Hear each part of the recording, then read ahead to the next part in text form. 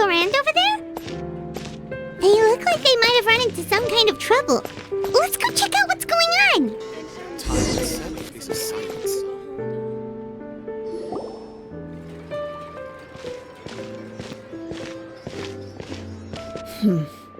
Still no dice?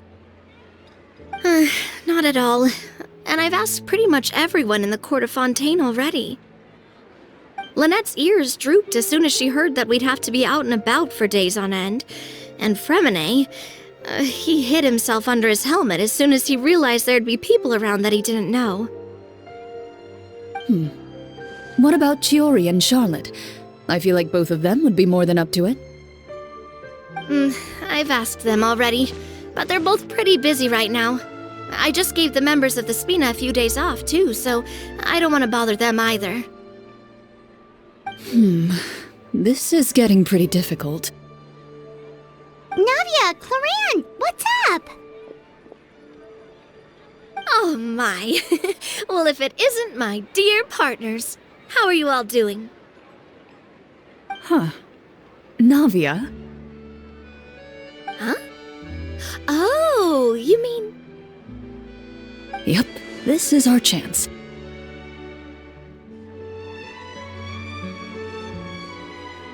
Do you need our help with something?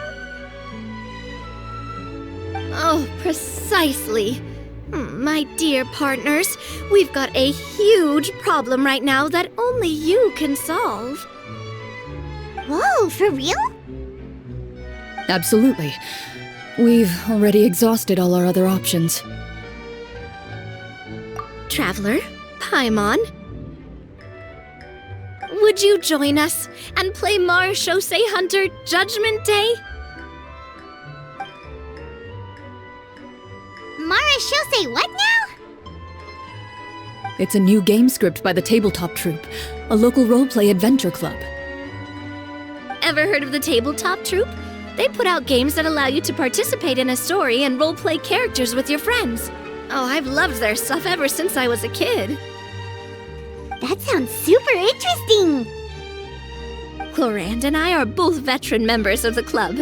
Recently, someone came up with a new script and was looking for people to help playtest it for them. And when they asked, of course I couldn't refuse. I mean, come on! A brand new script? Nobody has ever played it before. Generally speaking, scripts at that level of development have a lot of issues, but I think this one is pretty solid. The author obviously put a lot of work into the story, and the world building is also quite credible. Whoa. I know I was the one that handed you the script, but some of us haven't read it yet. No spoilers, please. Anyway, the script calls for a team of 4. Ah, yes. We're missing one final player right now. So, you're saying you'll help us out? I knew I could count on you, partner. Paimon and the Traveler are kind of a package deal. Is that okay? That's not a problem. I'll adjust the pace based on the actual number of players, and ensure that everyone has a good time. Well, Traveler, what do you think? Wanna play? Paimon will follow your lead. Well, that solves our problem. You have our thanks. Woohoo! I'll go grab the script manager from the club right away. The script manager? Didn't you just say that you gave Clorinde the script? The club introduced a completely new kind of gameplay for the script. In this iteration, the Game Master's version of the script is incomplete. The script manager provides the next part of the script only after players have completed the current list of objectives. On top of that, in order to increase player immersion, the club has created some of the story's sets and scenes in real life. We'll only know where we should go once the script manager reveals the starting location. Wow, you're right! Whoever wrote this script really did put in a lot of work. And it's got a real healthy amount of suspense, right? I mean, even the GM doesn't know how the story will end. I look forward to experiencing it with you all. Why don't you go meet up with the others first? They should all be waiting at Chiori Boutique. I'll come over with the script manager as soon as I find them. Sounds good. Remember to always watch where you're going, and don't rush. You say that like I'm 6 years old or something. Let me think. What kind of character should I play this time? I just hope you'll pick up some useful skills this time. Oh, and stop trying to persuade every animal you come across.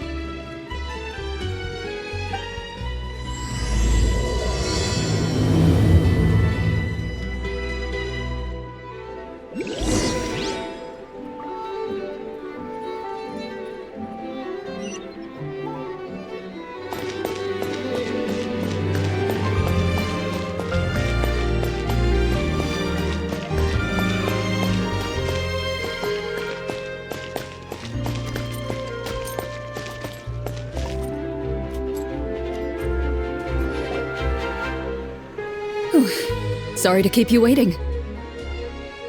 You're back! Huh? And you've got the Traveler and Paimon with you too! What a pleasant surprise. I assume you'll be joining us for the game then?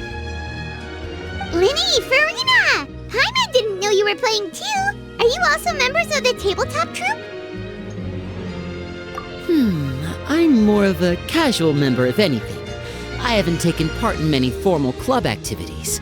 Lynette, ferminet, and I play something similar at the Hotel Tété sometimes, but I'm usually the GM. Still, I'm sure it'll be fun being a player for the first time. I'm looking forward to it. Well, I'm not a member of the club at all. Clorinde simply woke me up first thing this morning, said there was a good script worth experiencing, and asked if I wanted in. If you're interested, I can give you a referral. That should give you a 40% discount on membership fees. I think I'll wait to see how this experience plays out first, especially when it comes to the quality of the script. If it's sufficiently fun, then I'll join. Do you participate in a lot of tabletop troupe activities, Clorinde?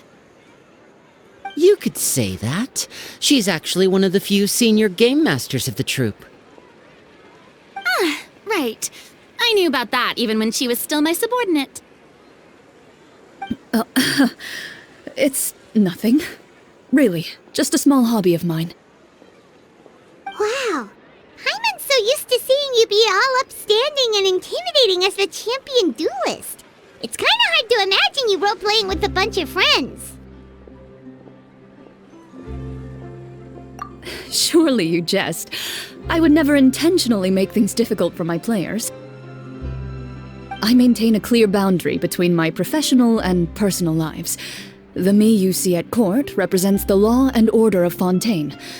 I put all personal feelings to the side and grant a fair duel to all who seek to defend their honor.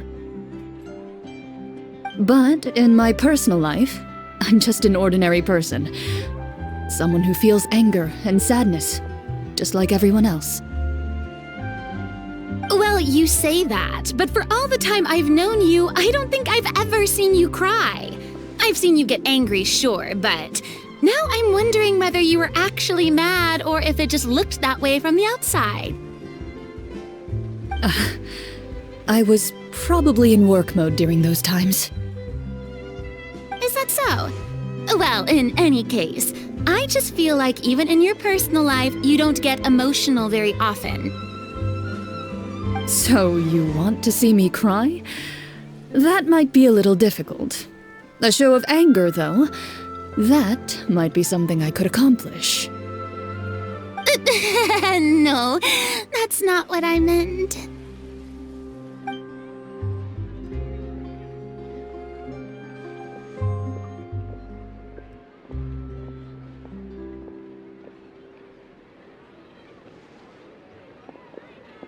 I'm back! Here, allow me to introduce you to the script manager, Mr. Florian. Pleasure to meet you all. Hello. Wait, are you a champion duelist too, Mr. Florian? Oh, no. This is just the costume provided by the club. I occasionally play a few of the roles in my scripts. That sounds like a lot of work. It's nothing. It's the least we can do to give the players a more immersive experience. Anyway, allow me to give you a brief introduction of the script. This script was adapted from the real history of the Marechausee Hunters. You all will play the role of hunters from a bygone era and resolve a series of events unfolding in the capital. Paimon's not super familiar with the history of the Marechausee Hunters. Is that a problem? Oh, no problem at all. I can give you a brief rundown. So, basically, Marechausee Hunters were people who dedicated themselves to hunting monsters and protecting the city by using a special swordsmanship technique passed down over generations. Their story can be traced back to the ancient Rapperia dynasty, as well as the first hunter, Cassiodor. But I'll leave the finer details for you to seek out and discover later. And I'll provide additional commentary as the story progresses.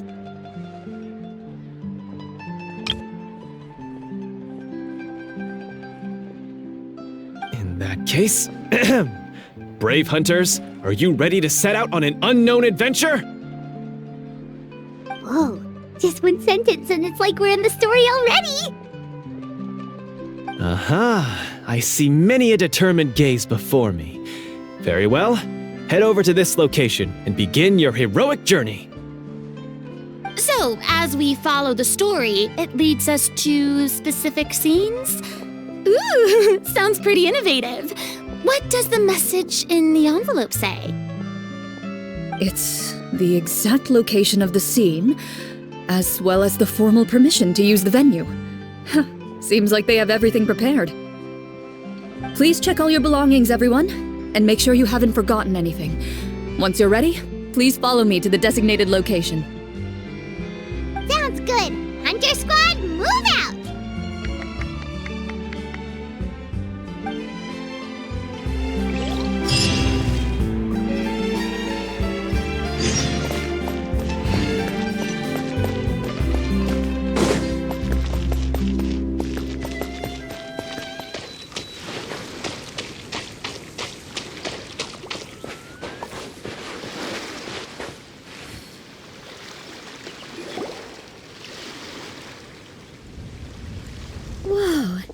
They really have thought of everything. Even the phaetometer is here and ready to go for us. The phaetometer? What's that?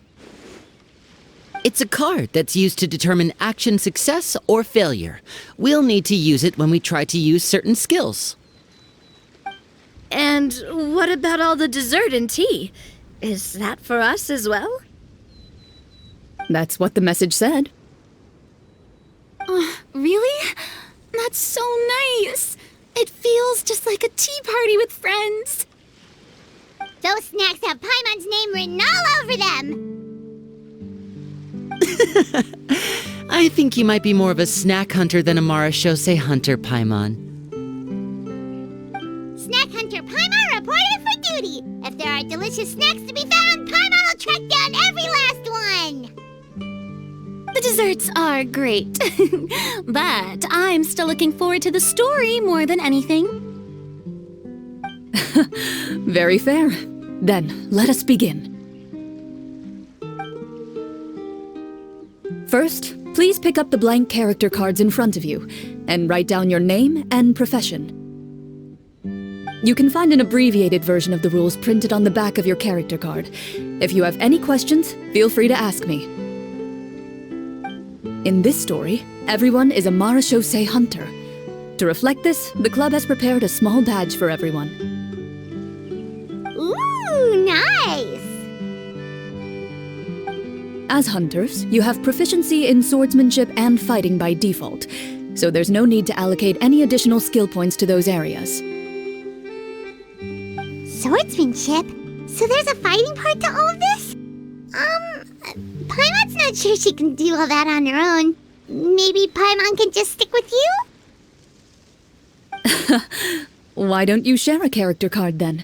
The Traveler will be the Marechausee Hunter, and you can be his little floating assistant. Kinda like in real life. So, for the name, do I fill it out with the name of my character? Yep. It can be any name you like. You can use your real name too if you want.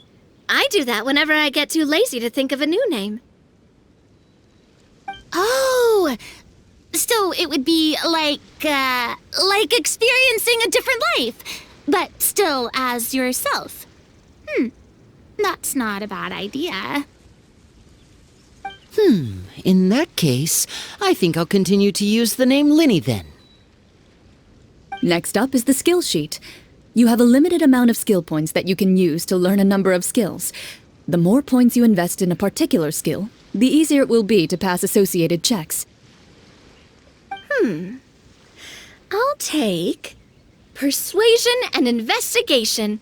Those are must-haves when it comes to missions like these. Oh, those skills sound like they'd be useful for gathering intelligence. Good idea, Navia. Just as expected of a veteran player. So should we also take those skills then? Not necessarily. Since we're working together as a team, we could leave the negotiations to Navia and use our skill points to pick up other useful skills. For example, I think I'll take stealth and sleight of hand. That will give us more options if we run into any situations we can't negotiate our way out of. Oh, interesting. I wasn't thinking about it like that. I suppose it's not so different from an acting troupe. Everyone has their own role to play. Let me see. I'll take arts and performance.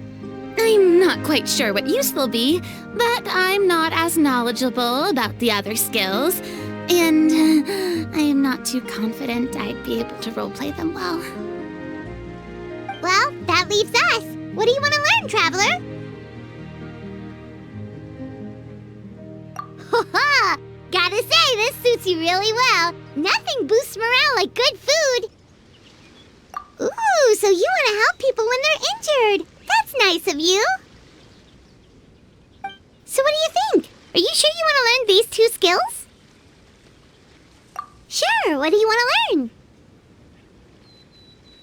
Oh, something that'll help you get a read on other people's thoughts. Sounds useful. Ooh, so you want to help people when they're injured. That's nice of you. So what do you think? Are you sure you want to learn these two skills? Let's see. Oh, looks like you each have enough points to choose one final skill. You've all picked such classic skills. It's fine to go a little bit out of the box, you know. Why do I get the feeling she's getting ready to cause trouble? For example, this one here. Summon. Doesn't it sound super mysterious and cool? Oh, I saw that one just now as well. The description says, this skill can be used under certain circumstances to summon characters or creatures that fit the script's world-building rules. The script's world-building rules, huh? But how are we supposed to know what a Marechausee Hunter can summon? Oh, that's not for us to worry about, my friend. Just learn the skills that interest you, and the GM will take care of the rest.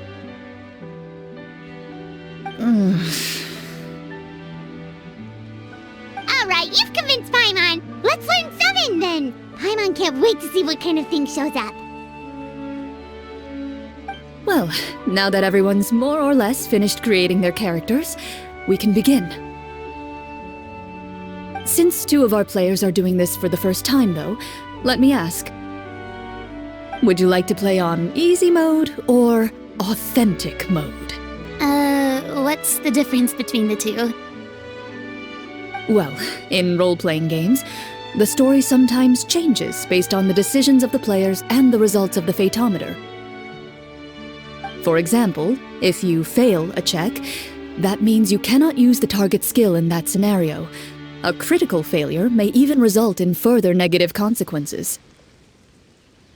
If you choose to play in authentic mode, Every time you elect to use a skill, you'll need to use the Fatometer to see whether you succeed or fail, and face any consequences that may follow.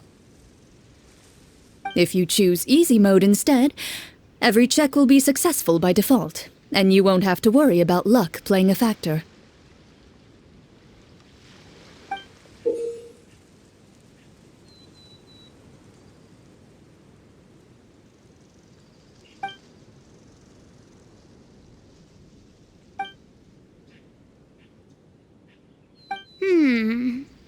Given that I'd like to focus on the story, I suppose I should pick easy mode. I'd feel bad if I brought the team down by failing my checks. Huh? Oh, come on. Don't worry about that. RNG is the lifeblood of role-playing games. I'm going with authentic mode for sure. Never knowing what you might have to overcome. Ugh, doesn't that sound exciting? I'd rather be mentally prepared for what might happen. All right, then I'll mark down Furina for easy mode. All her checks will be successful by default. As usual, Navia and Lyney will play on authentic mode. What about you, dear partner? How would you like to play? Are you sure? Trust me, you'll see the beauty of RNG. Honestly, I don't think Clorinde would make things too difficult for us no matter what the Fatometer says. Isn't that right, Clorinde? No promises. That wasn't super reassuring. Well, anyway, enough talk. Let's get started. I want to experience at least a good chunk of the story today.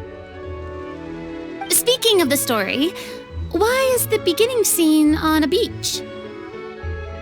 Well, that's because...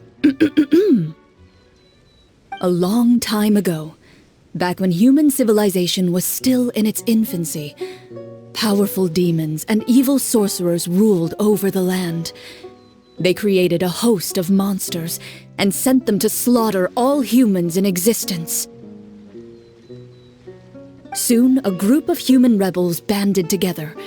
With their swords raised, they swore to brave the darkness, and in doing so, subdue each and every monster that sought their destruction. They became known as the Marechausee Hunters.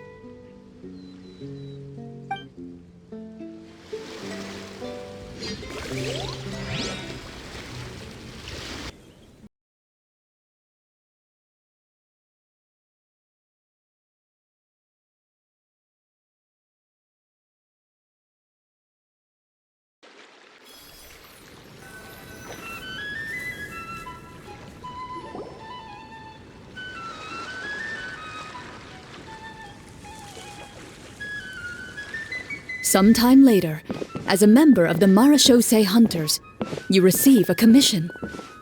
Following the address provided on the message, you take a boat and arrive at this strange city.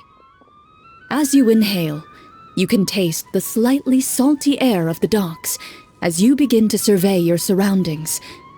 There aren't many people in the vicinity, but you do take note of a few others who, like you, seem to be sizing up this place.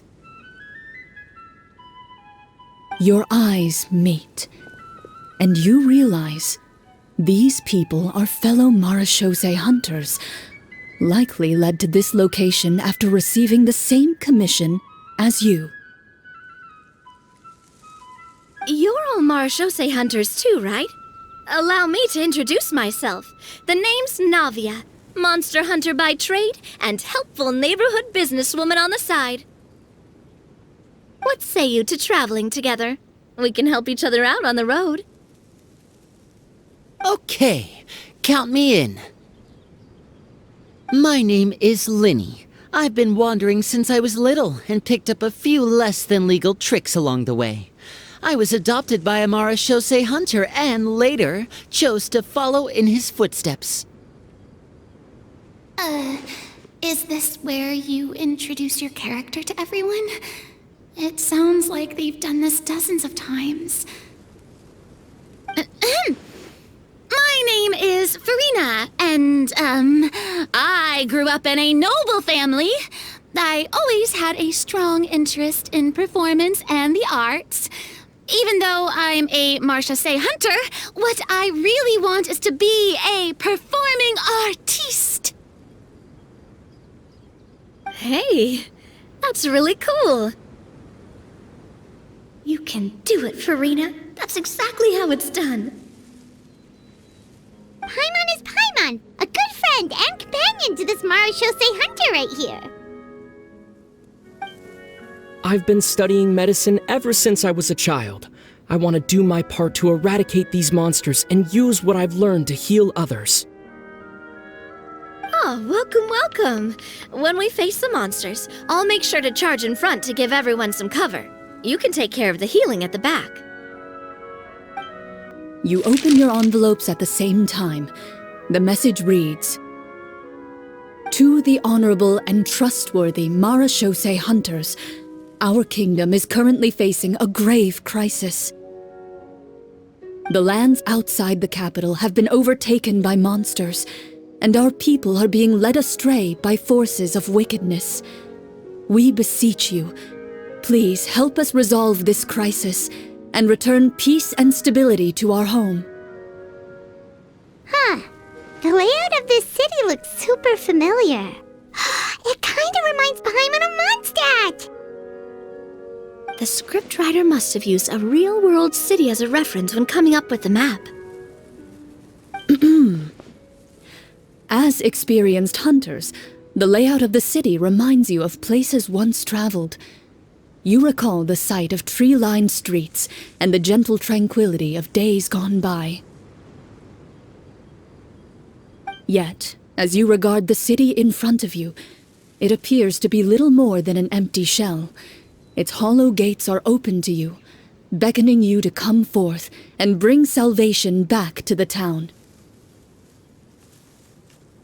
I carefully read every line of the letter and turn my attention to the signatures at the bottom. Who issued this commission to us? You see a long string of unfamiliar names. It would seem that many of the residents of the city issued this commission together. They sensed that things were not right within the kingdom and sent a distress signal to the outside world. In that case, why don't we take a walk around the city and see if we can learn anything from the local residents? Oh, good idea. We might be able to get some leads on the monsters and bad guys we're after.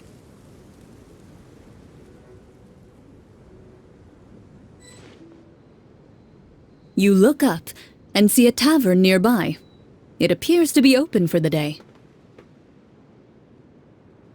Why don't we go check out that tavern? If the novels I've read are anything to go by, taverns are usually full of information.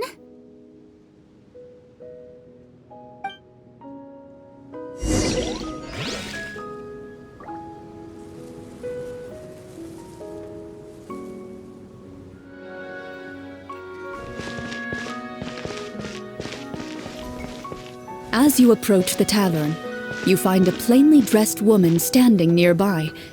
She appears to be rather troubled about something.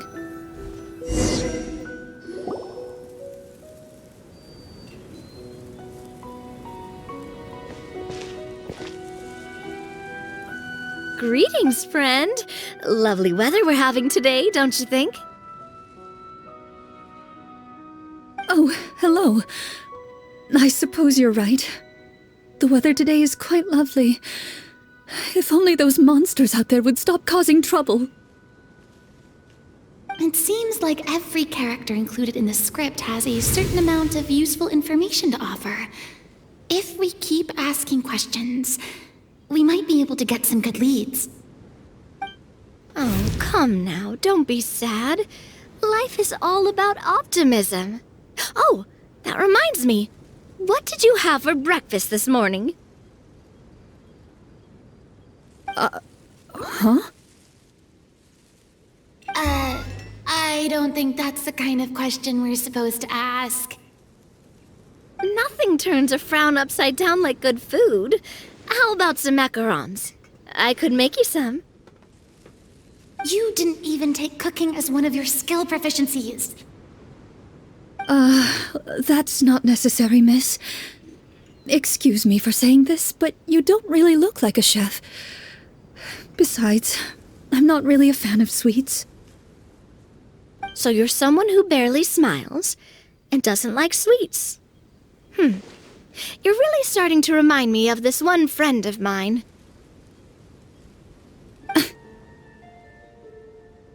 Hey! Did she just... me? Clorinde must have broke character for a second.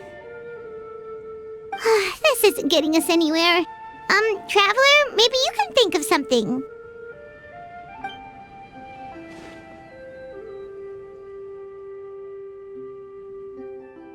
The results of insight checks aren't disclosed to the players, so I'll be the one consulting the fatometer.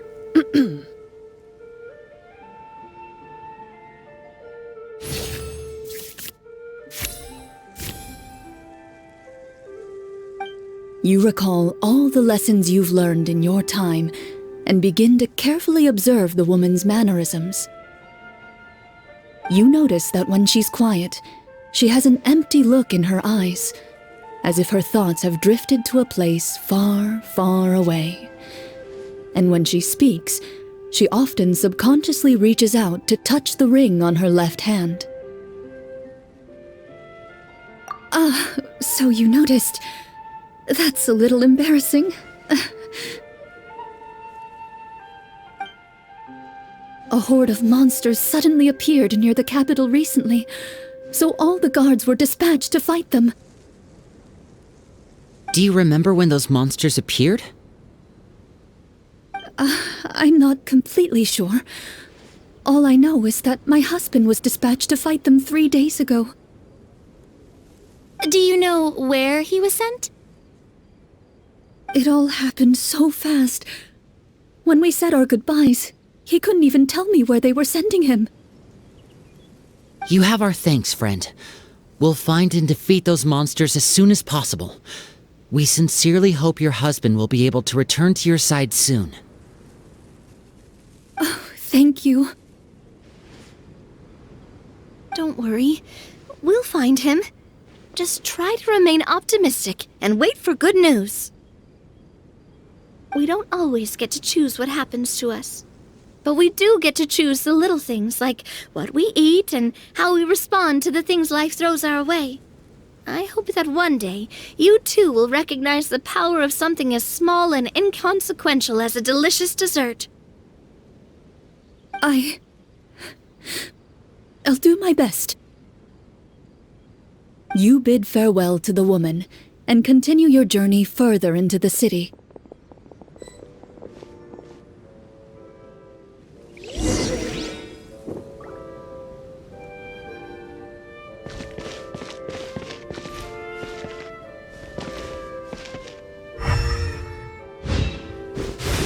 Go!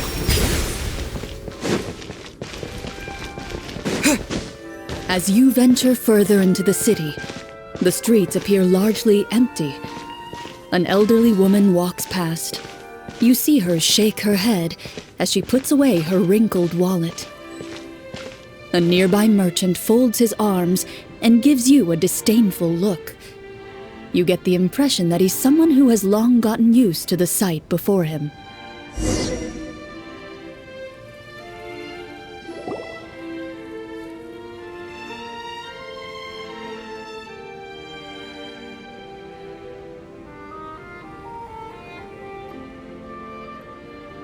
Although he doesn't seem very friendly, merchants are usually a good source of information, right? Pardon me, sir. I'd like to ask a question if I may. That depends. How much are you willing to pay? How about this much. What do you take me for? Some lowly beggar? You can't even buy half an onion with that amount. Surely an onion can't be that expensive, right? What do you know? War's nearly upon us. Everything costs several times what it did before. If you're not gonna buy anything, then scram. Whoa, what a nasty guy. Maybe we shouldn't even bother talking to him. But he still might have information we need. Traveler, can you think of something?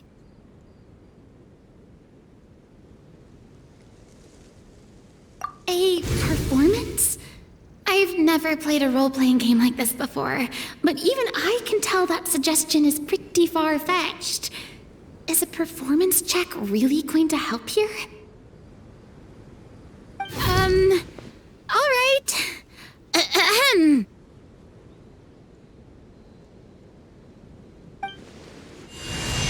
By the harbor's grace, a lone boat lies in rest. Let the moon give chase, for here begins our quest. In the dark of shadow, our heroes seek to find where creatures born of evil weave their grand design. Blocked the road does stand, such is our hunter's plight. Yet with sword and courage in hand, they march forth to pierce the night.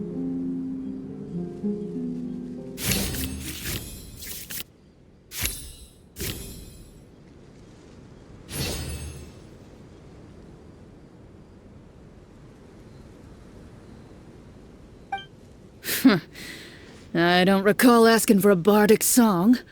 Don't expect me to give you any coin. But if you meant what you sang, and you are indeed some kind of hunter, then by all means, please, go out and kill those monsters for us. Those monsters are camped outside the city, and they've been destroying all our trade routes. We have limited reserves within the city, so if this continues, we're all gonna be in big trouble. Wait, you're saying no one has put a plan in place to distribute supplies or maintain order? We could all starve and those nobles in the palace wouldn't even break a sweat. Who knows? Maybe they've been in cahoots with the monsters all along. That is concerning. Yeah, alright, I think I've said more than enough. Be on your way now. Got it. Thank you, sir. Don't mind him, Furina. He just doesn't have enough taste to appreciate your art. No. I was just thinking about how those nobles must be so cold-hearted. It's like they don't care about their people at all.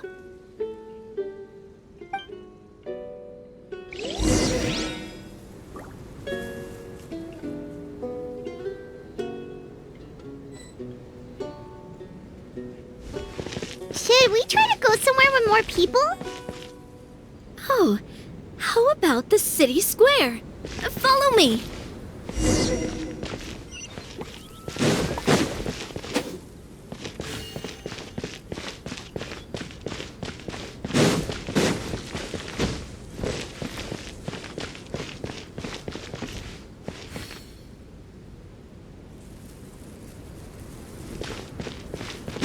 Before you lies the city's central square. You see a man with a slightly anxious look on his face, pacing back and forth, his head hanging low.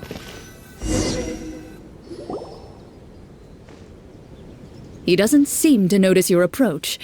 Still immersed in his own thoughts, he shakes his head and lets out a long sigh.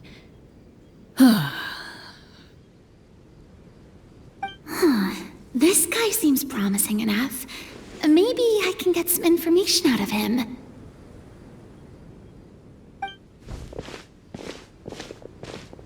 Hello, sir. Is there anything I can do to help you?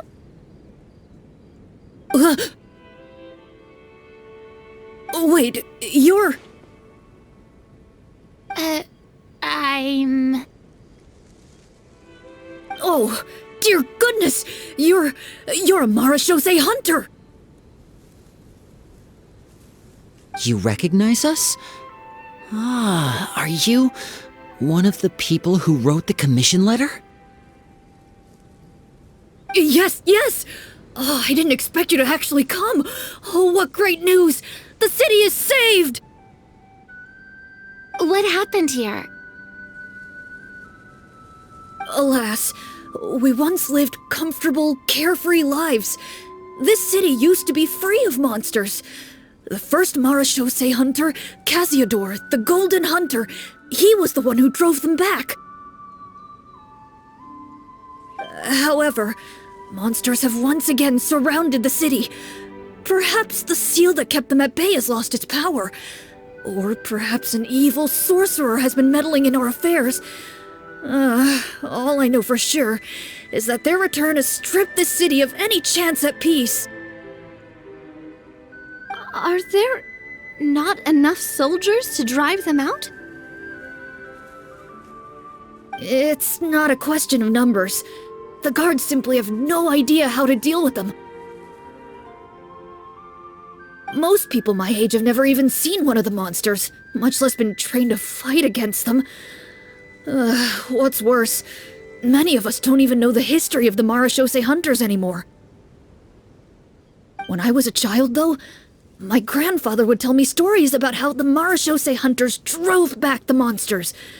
So, on the off chance that something might come of it, I decided to reach out to you. To be perfectly honest, I was starting to think all those stories were just tall tales. But now that I've seen you in person, I finally know that it was true! Well, you can rest easy, friend. The righteous and formidable Marechausee Hunters are on the case. The man is touched by your determination and resolve. His eyes begin to well with tears of relief. Still, if we are going to hunt the monsters, we need to know where to find them. Can you give us any leads? All I know is that the area outside the city is dangerous. I'm afraid I can't point you toward a specific location. Oh, although, if you leave the capital through the main gate and follow the road, you should run into a group of guards. They might know more about where to find the monsters. I see. We'll go look for them then. All right, be careful. Oh, and one last thing. The monsters outside the city are just part of the problem. There are evil sorcerers inside the city as well, so be on your guard. They're actively working with the monsters, and have corrupted the court ministers with malicious magic. They're the reason why, even inside the city, everything has been a giant mess. Even one of our kindest ministers has turned into a boorish and unreasonable figure, interested in nothing but enacting laws that exploit the people. Who knows how much longer we'll be able to go on like this. Talk about being stuck between a rock and a hard place. I feel bad for him. Maybe we should try to cheer him up?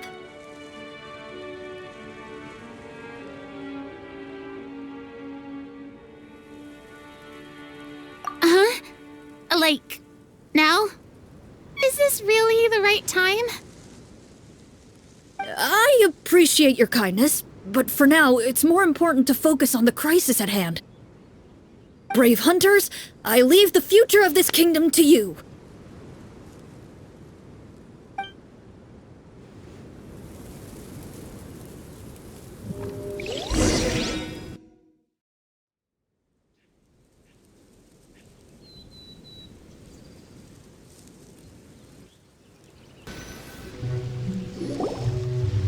If I understood correctly, there are currently 2 problems in the kingdom that need solving, right?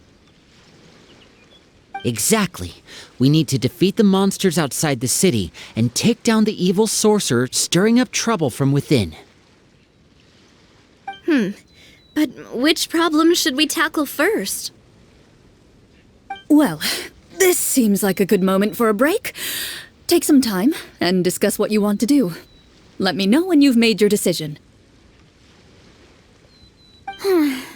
I really didn't expect the people in the city to keep us at arm's length like that. I totally thought the hunters would be treated like heroes. Well, Clorinde said the script took cues from the real history of Fontaine, right? Maybe the real-life Marechausee Hunters were also treated like that.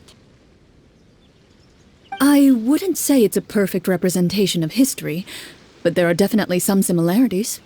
Would you like to hear more about it? Sure. As long as it doesn't spoil anything in the script. You brought up bits and pieces of the Hunter's history before, but it was all in passing. Paimon wants to know too! The Hunters were super powerful, right?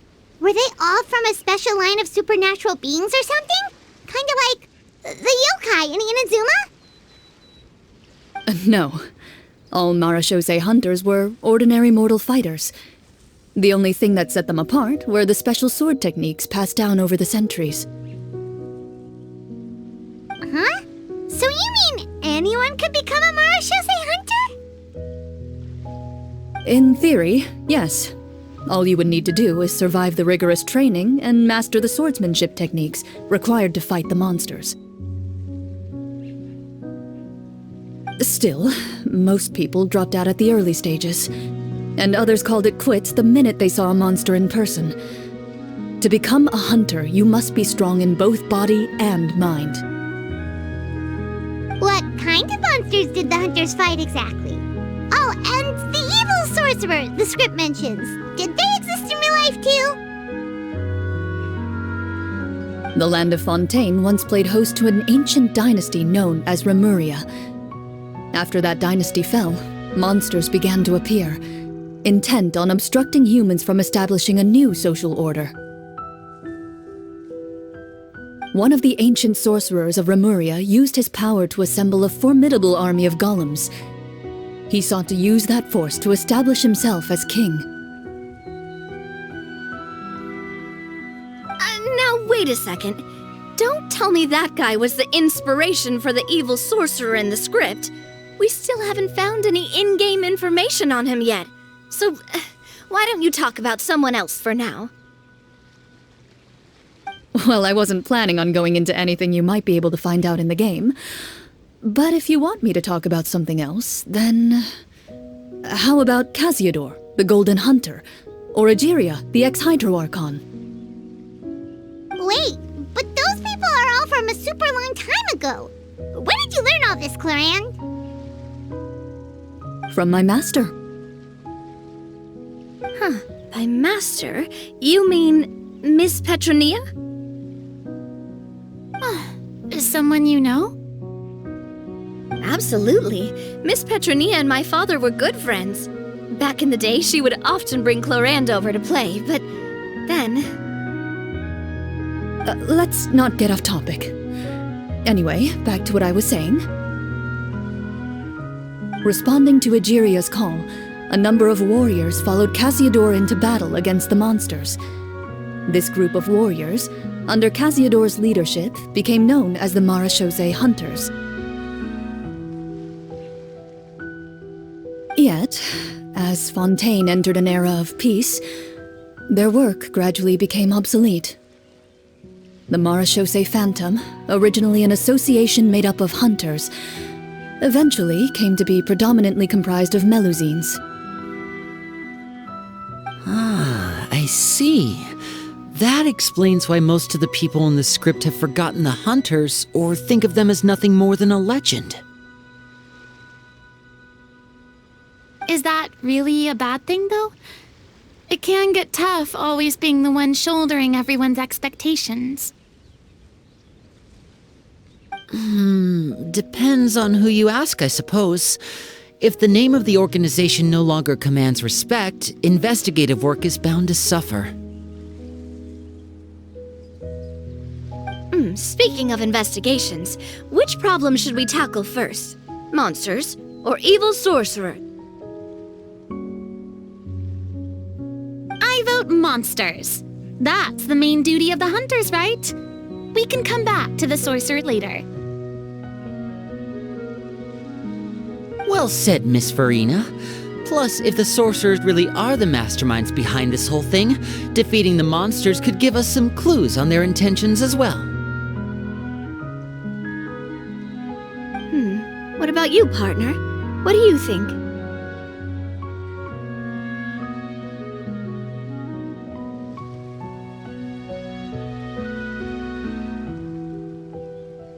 I mean, you're not wrong. But those characters are usually the ones pulling the strings behind the scenes. More often than not, they're very formidable opponents. Going after them now might be jumping the gun a little bit. We don't want a total party kill on the first day, right?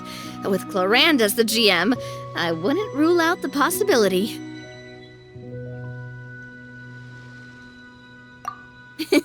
Then it's settled. Let's go hunt some monsters. All right. After some discussion, you decide to turn around and head out of the city.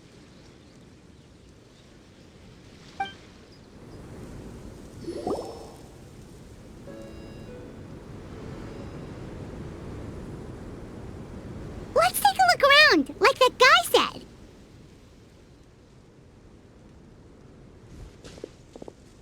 You there! Outsiders, halt! Who's there? An armored man approaches you. He has a tall, muscular build and a determined expression in his eyes. Just one look, and you can tell he's fought in his fair share of battles. Although he's trying his best to conceal his current state, his uneven gait and the sweat dripping down his forehead make it obvious that he's been wounded and is in serious pain. I'm the captain of the guard. I saw you sneaking around the city earlier, so I'll only ask this once. State your purpose, or it's off to the dungeons for the lot of you. Wow, it's been a while since someone's been this suspicious of us. I said talk, not whisper between yourselves.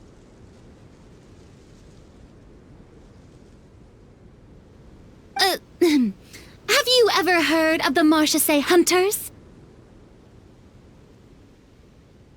Marechausee Hunters? Ha! That fairy tale, you mean? What, you expect me to believe you're one of them?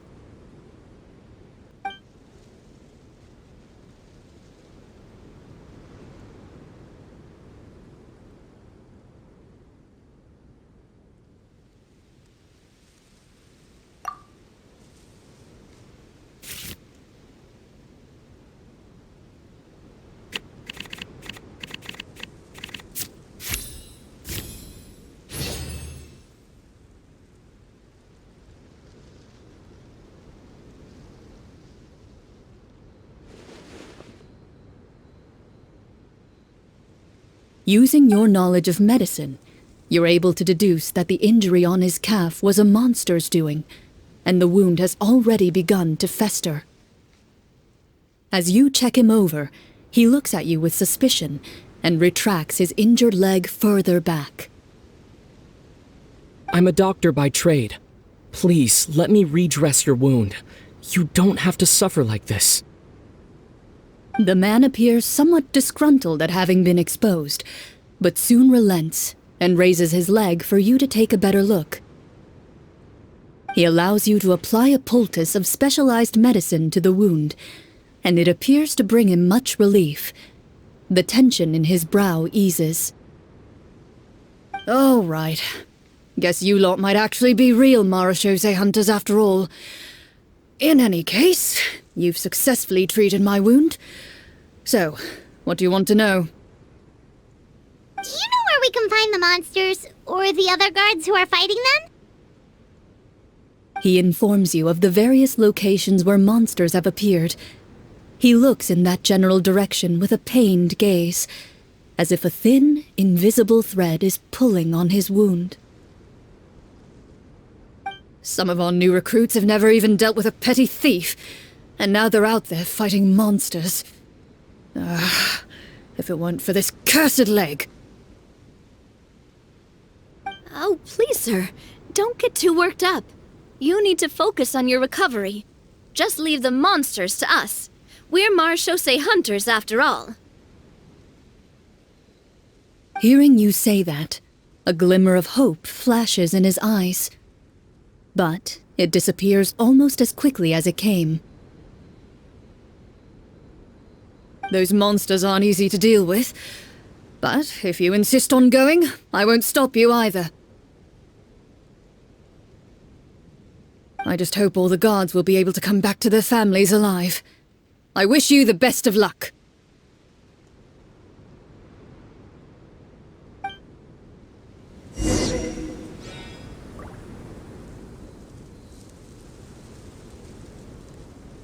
Based on what the captain said, the monster should be right up ahead. Let's go. Hopefully we're not too late.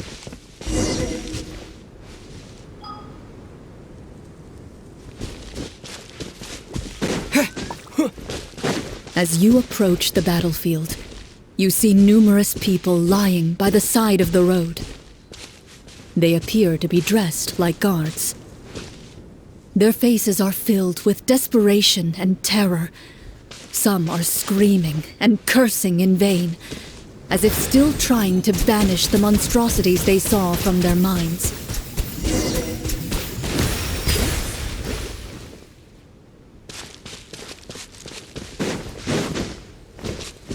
A few of the wounded look up at you in shock and disbelief. Quick, leave this place. Turn around and don't look back, they yell.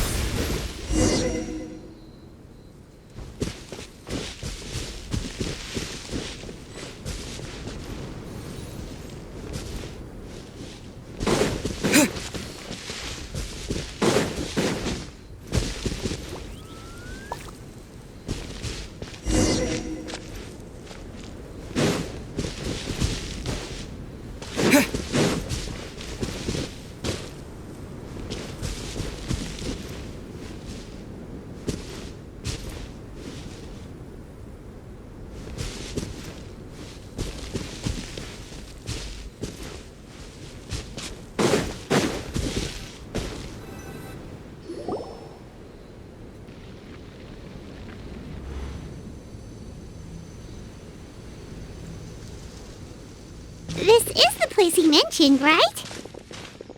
You see broken iron swords scattered all around you, and downed trees riddled with terrifying claw marks. All the signs point to one thing. A truly devastating battle just took place here.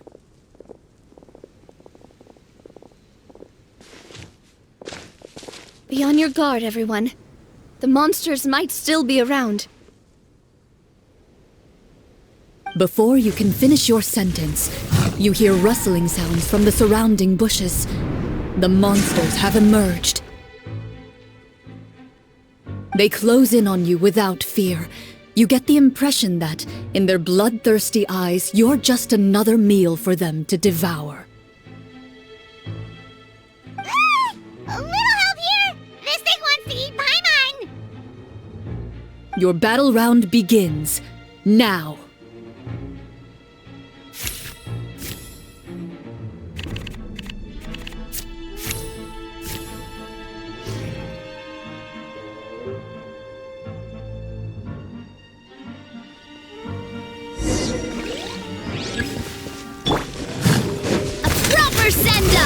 From the Spinalith, shower me with praise!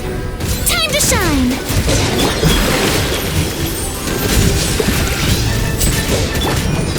Yeah!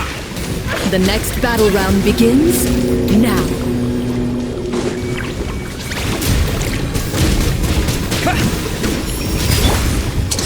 Let's get this show on the road!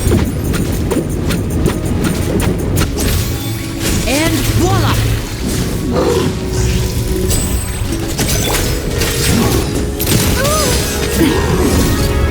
Watch out! Yoo-hoo!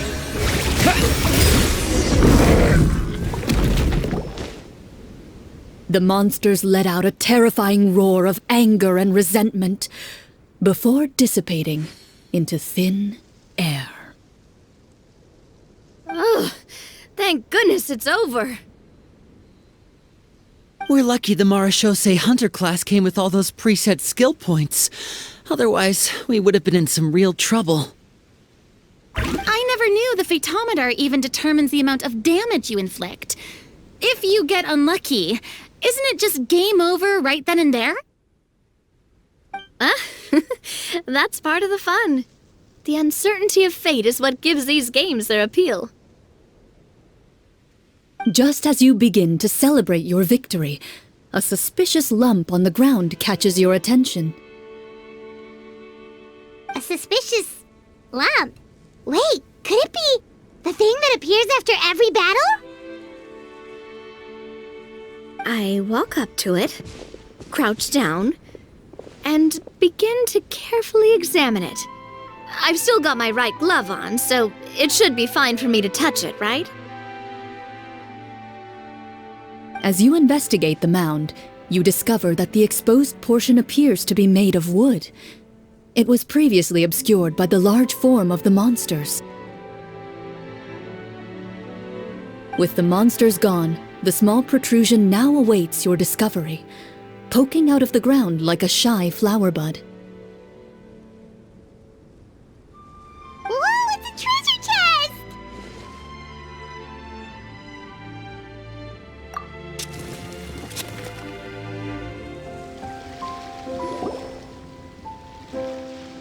With everyone's help, you successfully excavate the wooden chest from the ground. Even without opening it, you can tell from the mora and jewels scattered around the chest that it must contain quite the fortune. Makes sense! We worked hard for this. Let's open it and we can share what's inside! I can understand your excitement, Paimon, but think about it. Doesn't it seem like there are people out there who need this treasure more than us? Yeah.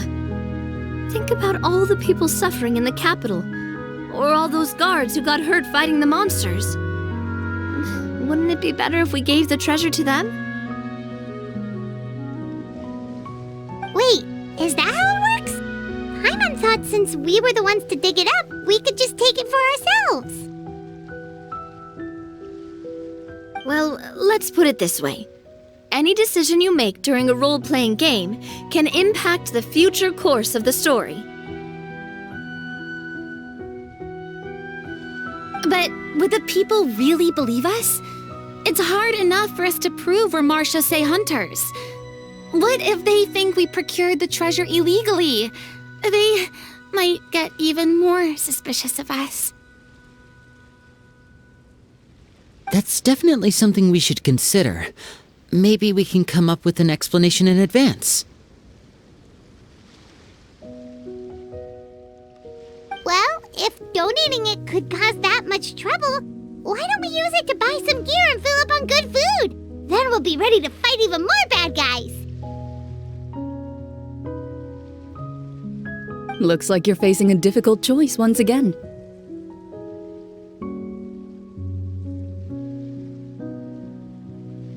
Well, it's getting late. Why don't we call it a day for now?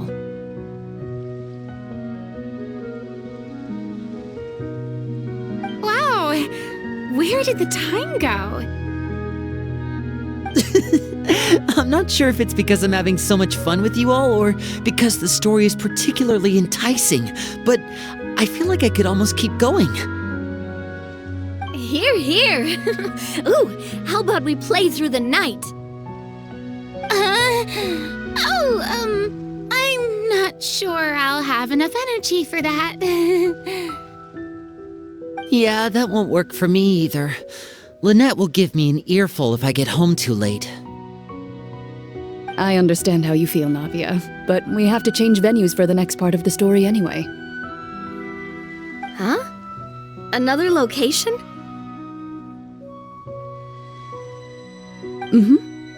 There's a special note for the GM at the end of this section that says to proceed to an indoor set for the next part of the script. Whoa!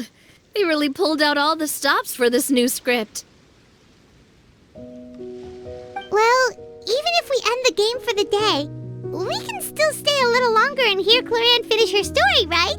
Paimon wants to hear more about the history of the hunters.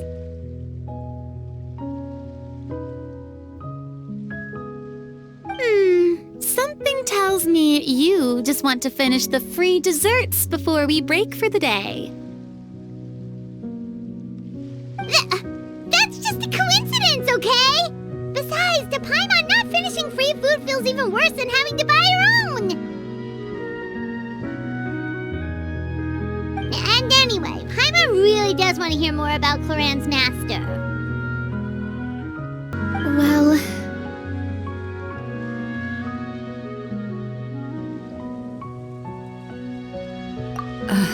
It's nothing. I appreciate the concern, but it's all in the past. It won't do any harm to share these things now.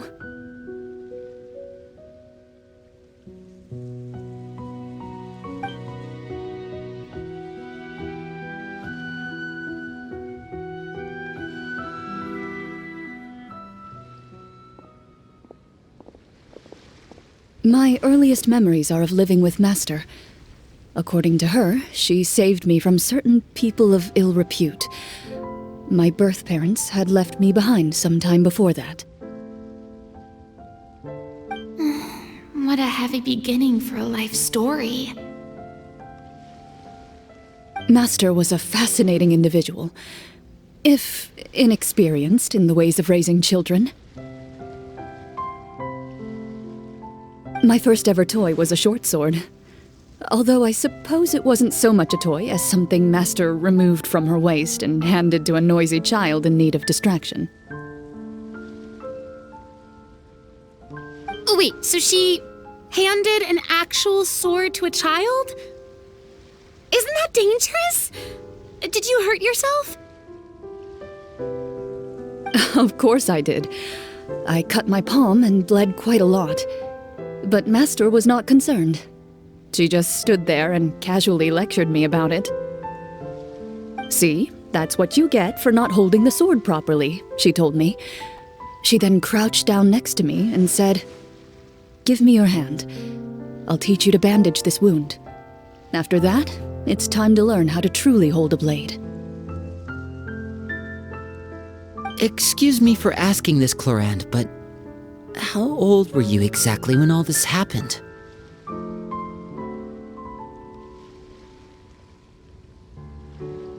Probably around, 3, give or take. 3? Isn't that when most kids are still struggling to hold a fork? As I said, Master was rather inexperienced in the ways of raising children. She believed trial and error was the best way to teach a child what they're capable of. I'm not so sure this is a question of experience.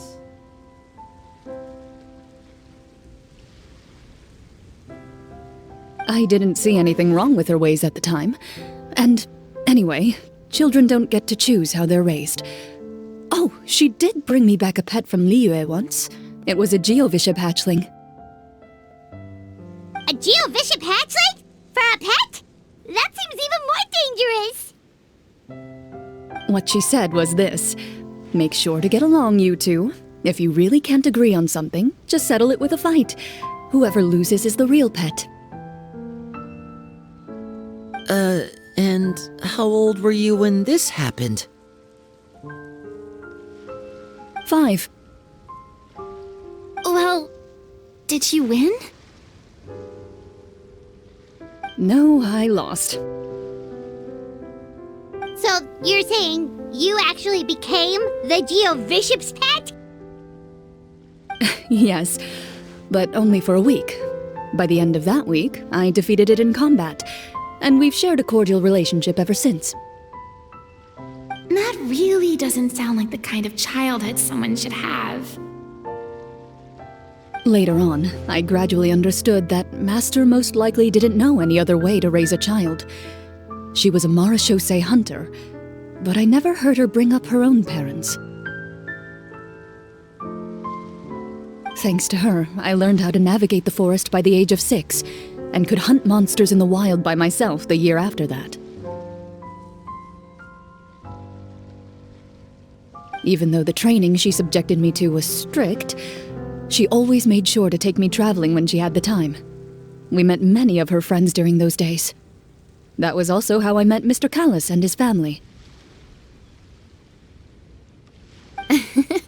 I still remember the first time we met. You were too scared to join our picnic and hid behind Ms. Petronia the whole time. I still hadn't really met many children my age at that time, so I didn't know how to interact with others. After that, though, you started coming over a lot. You loved challenging people to shooting competitions, remember? I don't think many members of the Spina ever beat you in one of those. I had a lot of fun during those days.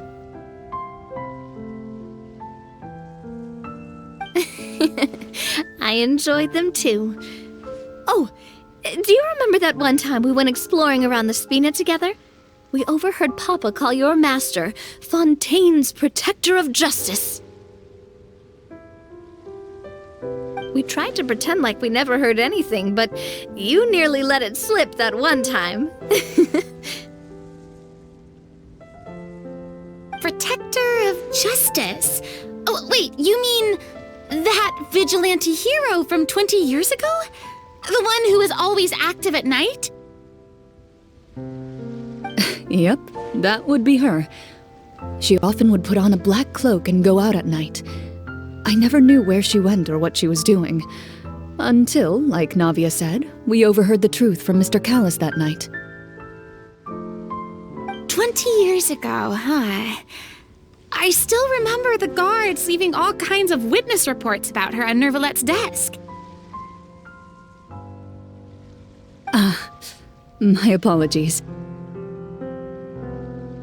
Oh, there's no need to apologize.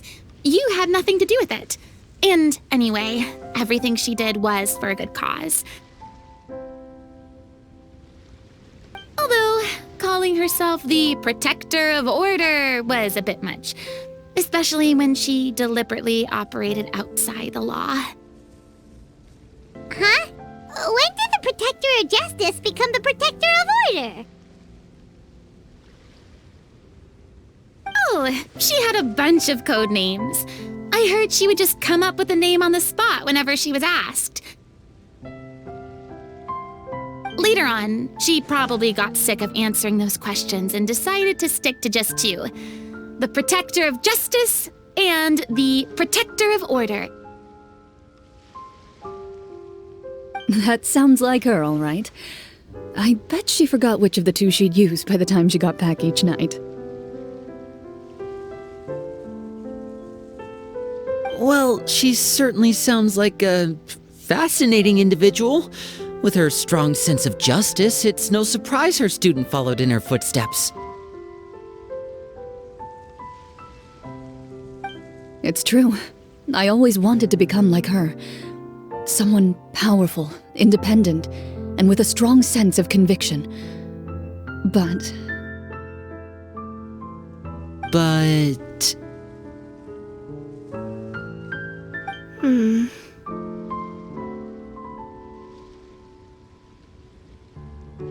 She suddenly disappeared the night I turned 10 years old. Disappeared? What happened?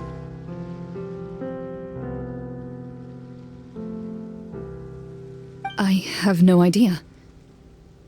She didn't even leave a note. I was never able to find out where she went.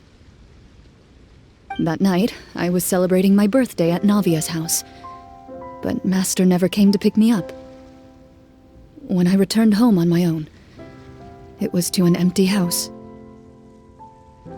When she still didn't appear after a few days, I went to Mr. Callis's house to ask about her whereabouts, but he only shook his head. Papa probably didn't know either. I know he sent a few people to investigate the matter in secret, but they never found any credible leads. Don't worry, I understand. To be perfectly honest, given Master's personality and way of doing things, it all made a lot of sense. If I had to guess, I'd say she probably used it as an opportunity to force me to become independent. Just like how, when a litter of kittens reaches a certain age, the mother willingly leaves them behind. Were you upset, Clorinde? I was at first, but not anymore. I don't believe Master would suddenly disappear for no reason. There must have been something she just had to do. Well, despite everything, you still managed to follow in her footsteps and become the greatest champion duelist in all of Fontaine. You're practically a living symbol of law and justice. I suspect my position would be far too by the books for her. Master always did whatever she pleased. But you're right. I suppose I do take after her in some ways. Who knew Clorinde had such an interesting past? I never had the chance to ask her about it before. I wonder, if Clorinde's master were the champion duelist back then, would that duel against Mr. Callus have gone differently? Oh no. Judging by the atmosphere, Clorinde and Navia are probably thinking something similar. The mood just got super awkward all of a sudden. Well, anyway. Would you look at the time? It's getting dark, so we should probably call it a day for real this time. If we keep talking like this, we really will be here all night. I had a great time today, Miss Clorinde. Thank you for being our GM. Anytime. The script was good, but I've got to say, your childhood stories were even better.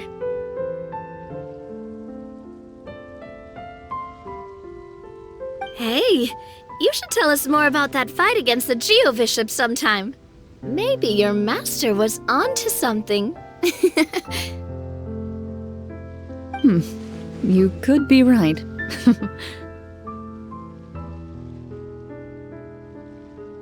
What does she mean, onto something? I certainly don't know any 5-year-olds who want to fight a bishop in their spare time. Guess I'll head back as well. I need to save my energy if I want to continue enjoying the story tomorrow. You're that excited to hear about my fight with the bishop?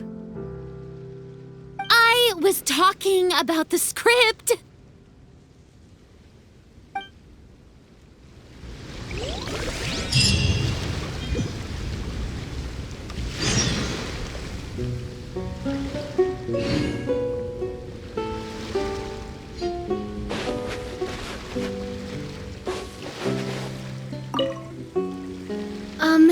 Just between the two of us, could you tell me what it was like to be the Geo-Bishop's pet?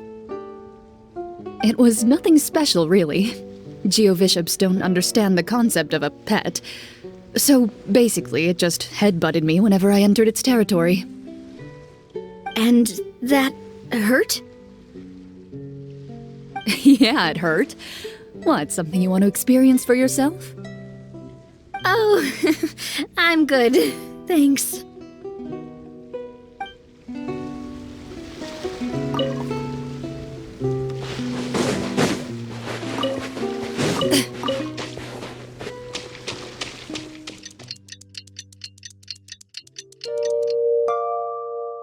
Let's go meet up with the group.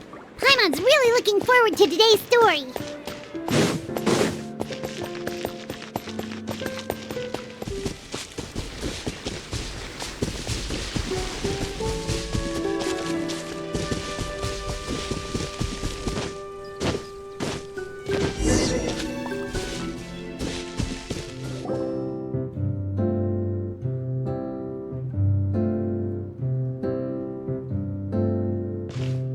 Looks like everyone's here. Now, before we begin, why don't we finish where we left off yesterday? There was an important decision to be made, yes? I'll pour everyone a cup of tea. Is that really the most important part, though, Clorinde? Paimon's more concerned about our current surroundings. Heavy walls, cold railings, dim lights. This is obviously supposed to be a prison. I admire the work put into the set. Still, it's obvious the scriptwriter has never paid a visit to the fortress of Marechausee. So the set is going to be a part of the script? Unfortunately, that is something I can neither confirm nor deny. Anyone think Clorinde's smile is starting to look kinda scary? Well, whatever happens, we'll just have to push on. But first, we should really figure out what to do with this treasure. If we're worried about arousing suspicion because of our identity, why don't we give ourselves a different name, just like Clorinde's master did? Yeah, it might be better to keep a low profile. As long as we're helping people, it doesn't matter who we are or what we're called.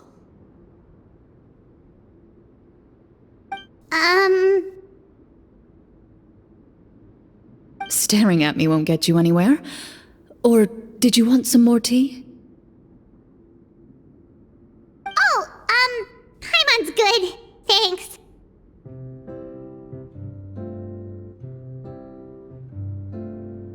Why aren't you saying anything, Navia? Wait, what's that next to you?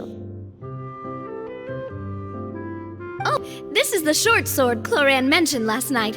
I found it. Huh. I'm surprised you managed to track it down after all this time. Well, I made sure to take good care of it, considering the circumstances in which you gave it to me. Of course I had to keep it safe. Anyway, where were we? Oh, right. I was just thinking about all the potential ways for us to break out of prison. We could dig a tunnel, or try to bribe the guards. Wait, we haven't been thrown into prison yet, have we? Well, it's only a matter of time. It pays to be prepared. Just like how you should always have an umbrella on hand, even when it's sunny. Alright, Paimon's made up her mind. Let's just give the treasure away.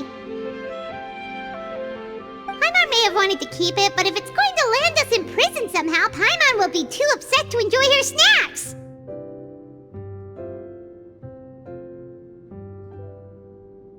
So, you reached an agreement? All right then, we can continue with the story. Oh, and we'll collect all the scattered pieces of treasure on the ground as well. All right. You collect the treasure and make your way back to the capital with your bag of loot in hand.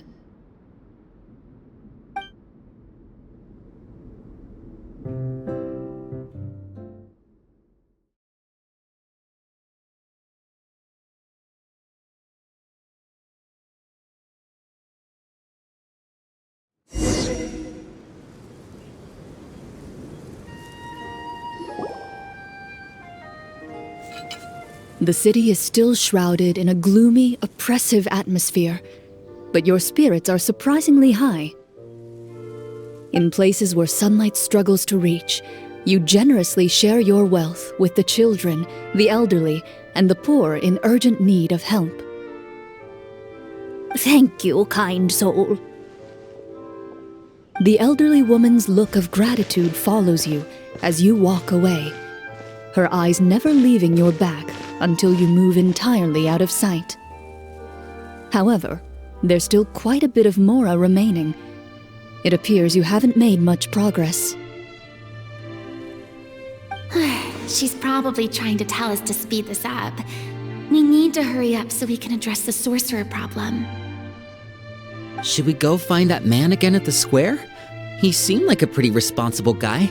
I'm sure he knows the people here far better than us. Oh, good idea! Just as you start to make way to the square, Intent on finding the man again, there's a voice.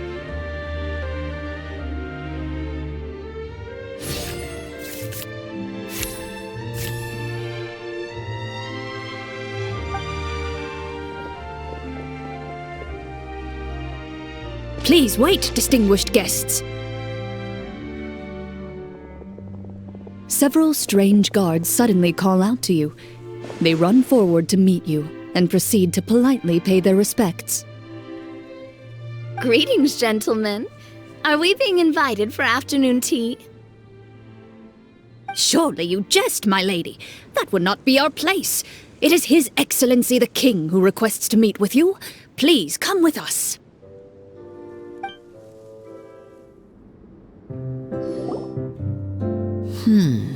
Do you think this could be a trap? Well, we have to investigate the court at some point, right? Meeting the king himself would be a fantastic opportunity to do that. I say we go for it. If something happens, we'll just turn the whole place upside down. That sounds a little intense. After a quick discussion, you nod to the guards and agree to follow. They lead you all the way to the audience hall of the palace. Gilded tables line both sides of the hall. The space itself is adorned with all manner of expensive antiques, glass shelves, and silver candlesticks. The items appear quite ordinary in size and dimension, yet their presence somehow makes the emptiness of the hall feel even more surreal and ominous. Wow, it's so luxurious! The elderly king, clad in a magnificent robe, sits upon the deep crimson throne before you. He wears above his head a majestic crown, with a gemstone the size of a bird's egg set right at the very front. As you observe it, you see a complex pattern of light reflect off its surface. They're here, Your Majesty. A man dressed in dark clothes, likely a minister, shields his mouth with his hands and bends down to whisper a few words to the king. After a moment, he lowers his hands and stands back up. His gaze shifts to fixate on your group, but he does not move from his place at the king's side. The king does not appear entirely aware of his surroundings. The man by his side, though, we should keep a close eye on him. The king remains still and says nothing. The minister is the one who speaks. Esteemed guests, allow me to thank you for coming to our faraway kingdom. Unfortunately, His Majesty the King finds himself quite exhausted from work. So please allow me, his Prime Minister, to welcome you in his stead. I've heard tell that your group, the Marechausee Hunters, used your exceptional ability with the sword to repel the monsters near the capital. Such a great deed deserves to be rewarded. However, seeing that I was not fortunate enough to observe such a feat with my own eyes, you'll forgive me for seeking to verify the truth by speaking to you myself. Well, we've got nothing to hide. You brought us here to talk, right? So we'll just explain what happened.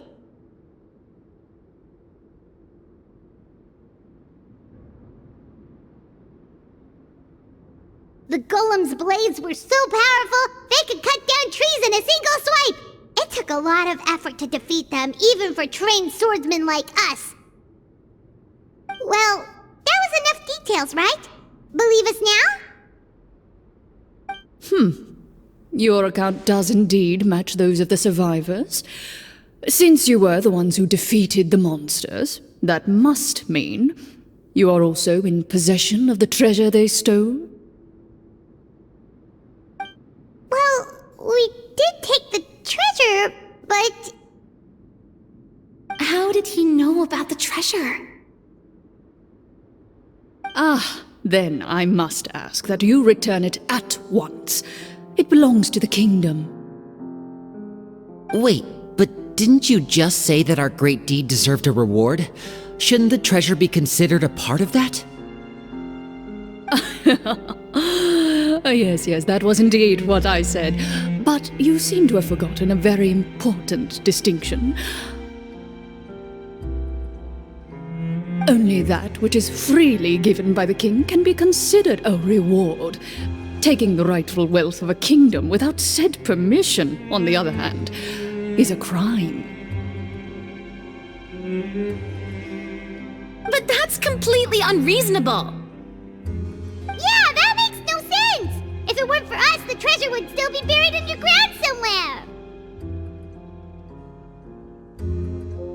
Maybe so, yet the fact remains. You tried to dispose of the treasure without reporting it to the court and without receiving permission, yes?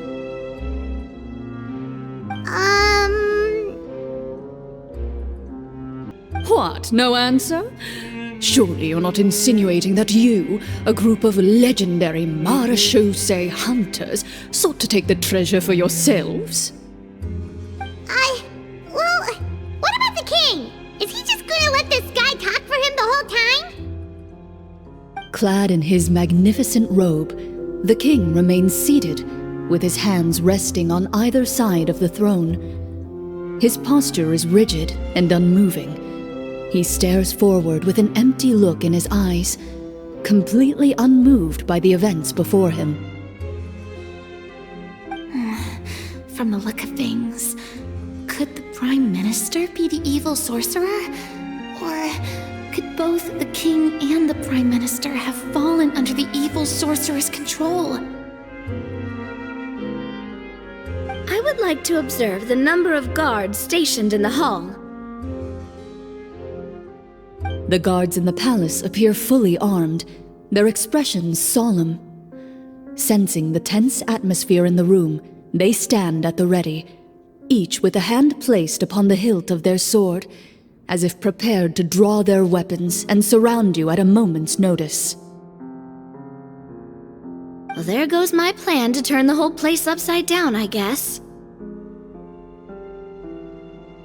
It appears we've been visited by nothing more than a group of ill-intentioned imposters. What a pity. Guards, take them away and throw them in the dungeons. Before I decide your fate, however, I must first determine whether you have any accomplices outside the court. Can't we try to slip away? Or maybe start some kind of riot? But if we try to fight the guards right now... Don't worry. At least we figured out who's behind all this. Let's just play it by ear. If you're scared, Paimon, just hold my hand. Aw, thanks, you guys. You allow yourself to be led away by guards surrounding you on both sides. It's only when you begin to feel drops of water falling from the dungeon ceiling and smell the stench of death and decay all around you that you finally realize you've stepped into a completely different world. Stay here and don't try anything funny. The guards lock the cell door and leave without looking back.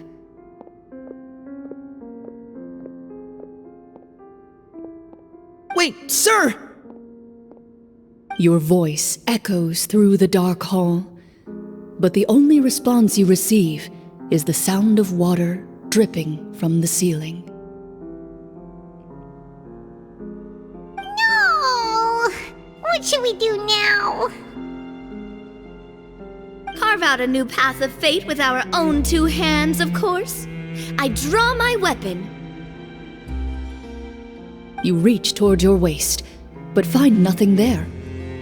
You now recall that your weapons were confiscated before the guards locked you in the cell. The bag of treasure along with them. What about that knife I hid in my boot? When did you hide it in there? When I was thinking about digging a tunnel. Rejected. You failed to inform the GM of this course of action. Moreover, the guards would have conducted a thorough search before throwing you in prison. And the keys to the cell aren't anywhere to be seen? Correct. You don't even feel a lock hole on the cell door. Well, there goes all our plans. Indeed. Huh? Why are you the one saying indeed? Because that statement holds true for me as well. This is where the script ends. What? But that's a terrible ending! Generally speaking, this should be the point where the scriptwriter gives the players some kind of hint, or gives the GM some kind of code for how to move forward.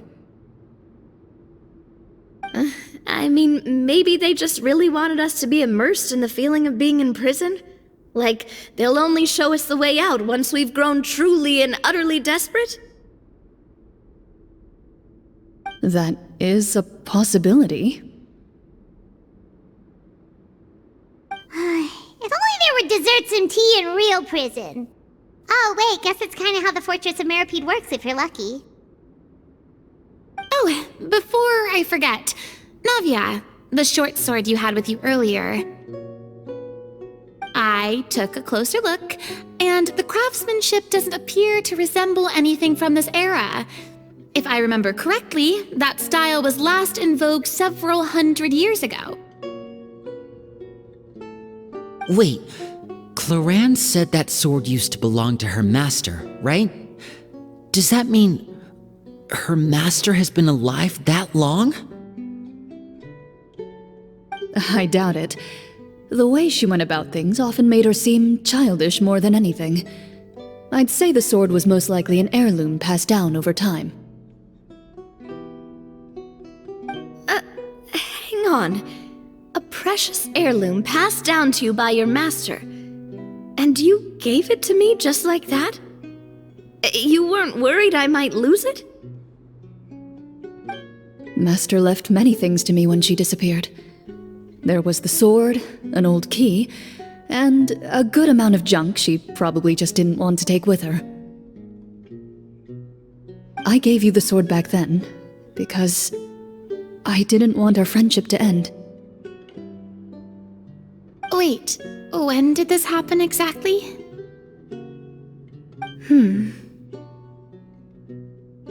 After the duel.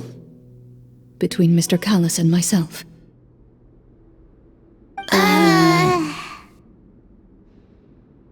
Before that, Clorinde would have meals with us and even stay over at the Spina some days. She was on great terms with Papa as well.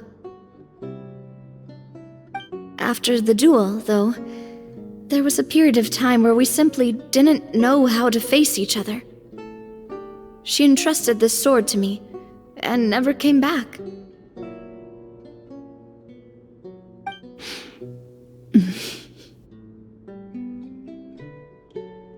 We were both sad, and conflicted, and totally overthinking everything as a result. Whenever I looked at this sword, I couldn't help but wonder if Miss Petronia had never introduced us to each other at that picnic. Maybe part of the sadness I was feeling could have been avoided. Back then, it felt like I hadn't just lost a father, but a close friend as well.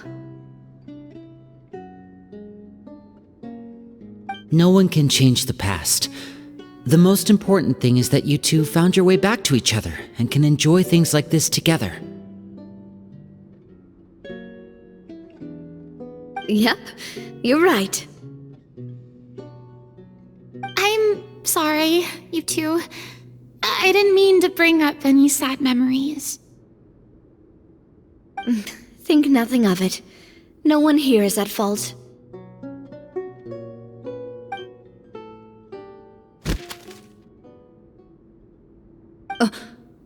Huh?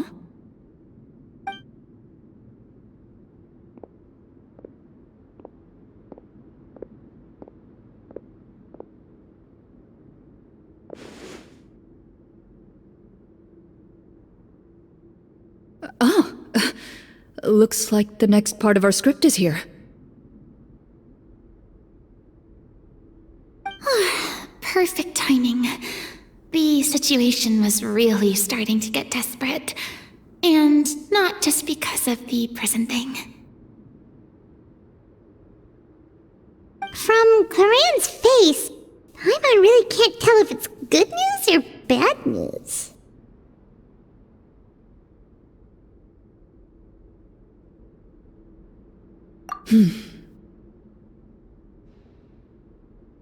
Water continues to drip from the ceiling. In this lightless dungeon, you lack a reliable way to tell how much time has passed. Eventually, you get used to the unpleasant odor of straw, mold, and rust, and find yourselves alternating between fits of drowsiness and despair. Suddenly, you hear footsteps outside the door. Heads up, everyone. Someone's coming. Gather close, everyone, and keep your voice down.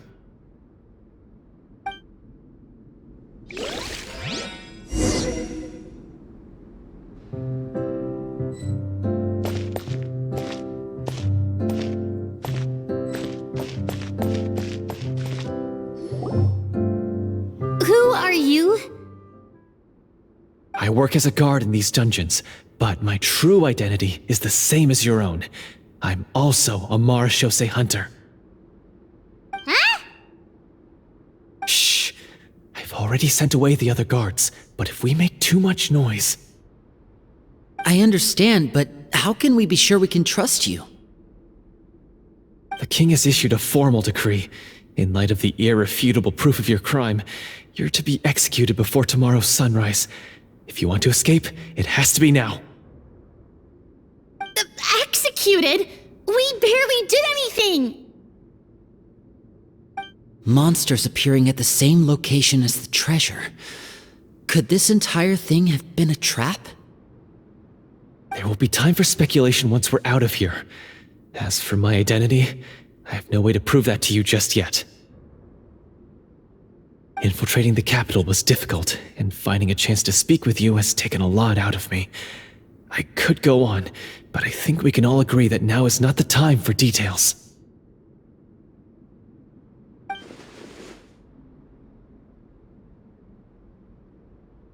Have you seen our weapons anywhere, sir? Don't worry, I brought them with me. They're just behind the door. Still, these weapons alone won't be enough to defeat the true enemy behind the scenes. His faction is too powerful. The guards are all under his control, and he's even stationed a number of golems in various rooms throughout the palace. To defeat him, you must find a secret vault. It is said that within that vault, the Marechausee Hunters of the past left behind a treasure with the power to defeat the sorcerer. You're not coming with us? No, I'll remain in the dungeons to deal with the guards. I'll try my best to distract them so they don't go after you. As long as my identity is not revealed, I'll be able to aid you when the final battle comes. In that case, please stay safe. Thank you for your concern. I will do my utmost. As for the location of the vault, here, this map should lead you there.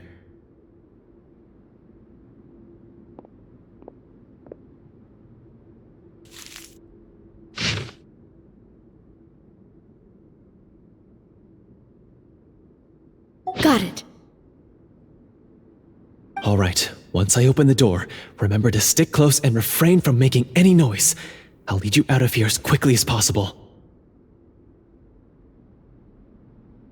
You now have the chance to restore the honor and legacy of the Marechausee Hunters, so please, get out there and reclaim what's ours! And be sure to exercise caution. With the help of the guard, you successfully escape the dungeons. Your sense of despair and anxiety both seem to fade as you continue your quest.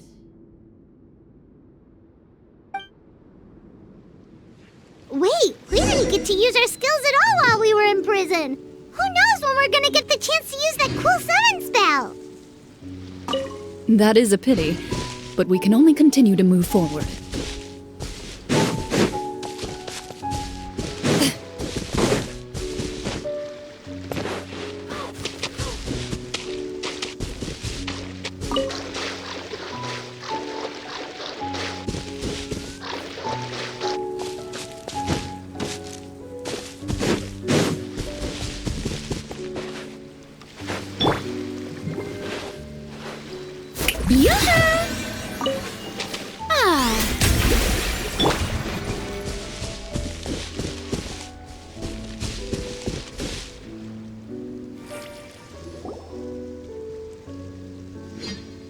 This should be the place marked on the map.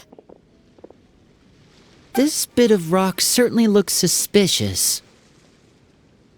Well, I'd say an investigation's in order then. Plus, if all else fails, we can just blow it up.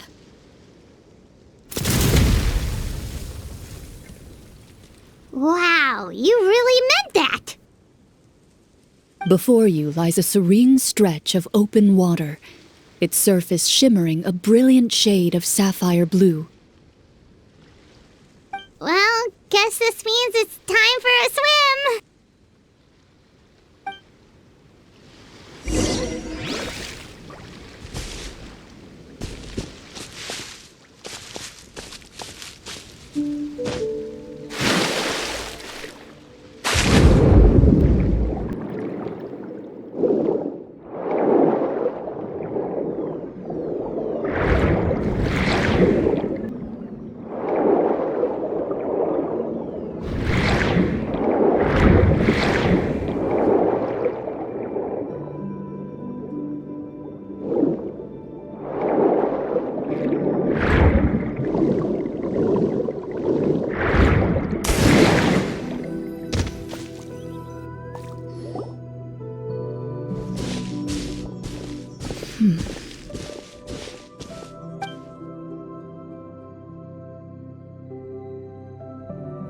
What's the matter? It's nothing. As you step into the cave, you find yourself in an eerily quiet space. Before you lies a narrow passageway that appears to trail off endlessly into the distance.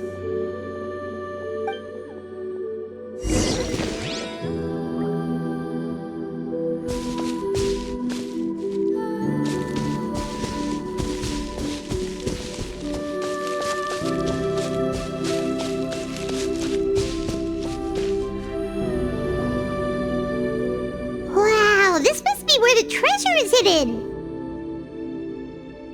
But this door is blocking our way in. It almost looks like it's been here for quite some time. I've got to hand it to the tabletop troupe. They really went all out with the props. Huh. What have we got down here? A kind of mechanism connected to the door? Ah, it looks like we might have to arrange it into a certain pattern. A pattern on a stone door. That's something Master mentioned before. Is something wrong, Clorinde? After a long, difficult journey, you finally arrive at the location indicated by your map. It appears to be an ancient site of some sort, where treasure likely awaits. Your surroundings are exceedingly quiet and serene, as if the secret that slumbers here has never once been disturbed. If you listen closely, you can almost convince yourself you can hear the sound of its calm, gentle breathing. That description makes Paimon feel kinda bad for disturbing this place. We're doing this for the sake of the people, to free them from the evil sorcerer. I say it's time for this treasure to once again see the light of day. Lyney's right. We need to keep going. The future of the kingdom depends on it. The next part of the story requires us to solve the puzzle, right? Let's start exploring the area. Yes, that should be fine. Something feels off about all this. Guess I'll just have to improvise.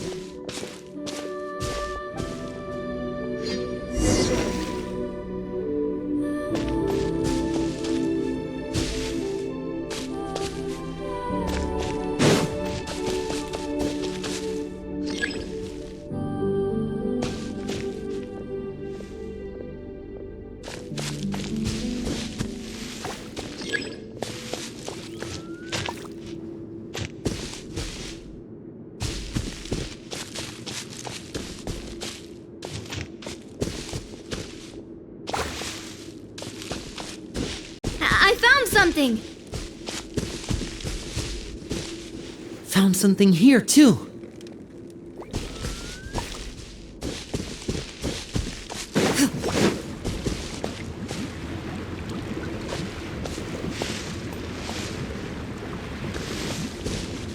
Same here.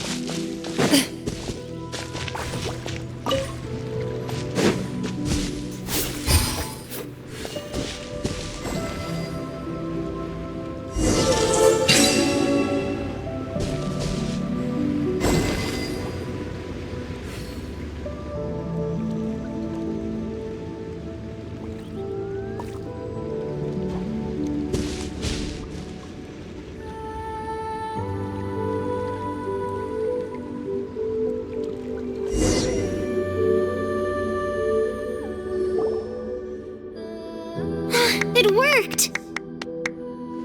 Something just appeared. Some kind of new mechanism, maybe? By solving the puzzles, you prove yourselves worthy of inheriting the secrets of the past. At the end of each puzzle, you're rewarded with... With? a key.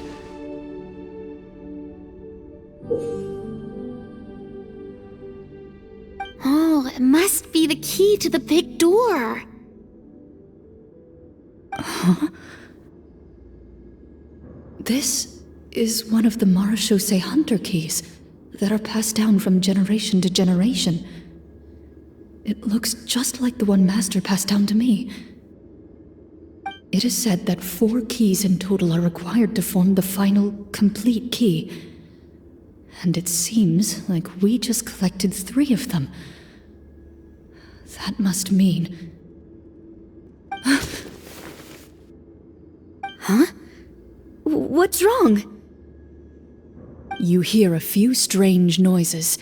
Suddenly, all the torches in the ruin go out at once. Huh? What's going on? Did we fall into another trap? For the sake of immersion, please close your eyes, everyone. Without the torches, the space is now completely dark, and you cannot see anything.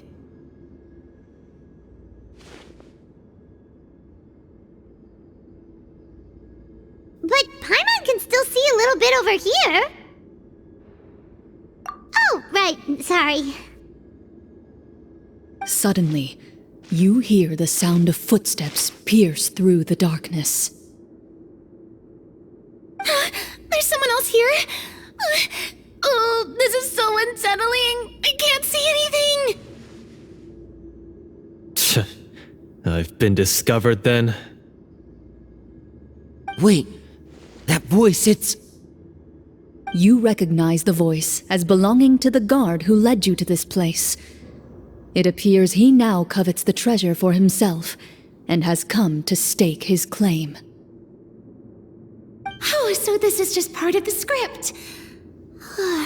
Then I can probably relax. Well, if we can't see anything, that means we can't fight to the fullest of our abilities. Should we retreat for now? Judging by the way he's holding his sword, he must be a real Marechausee Hunter. But this isn't part of the script.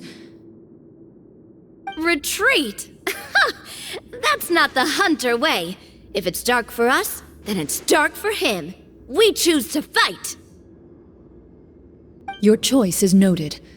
Please keep your eyes closed until I tell you the torches have been relit. This battle will be in the dark. You got it! Well then, let us begin.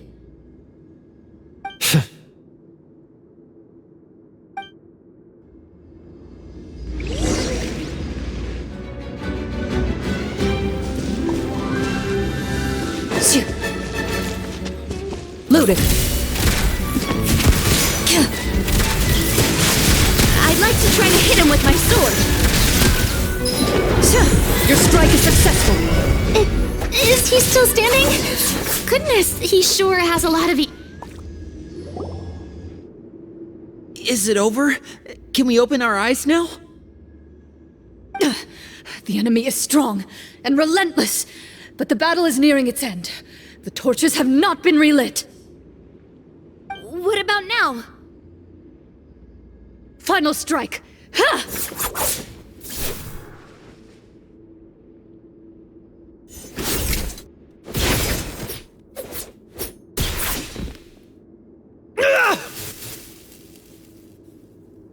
Well, did we get him?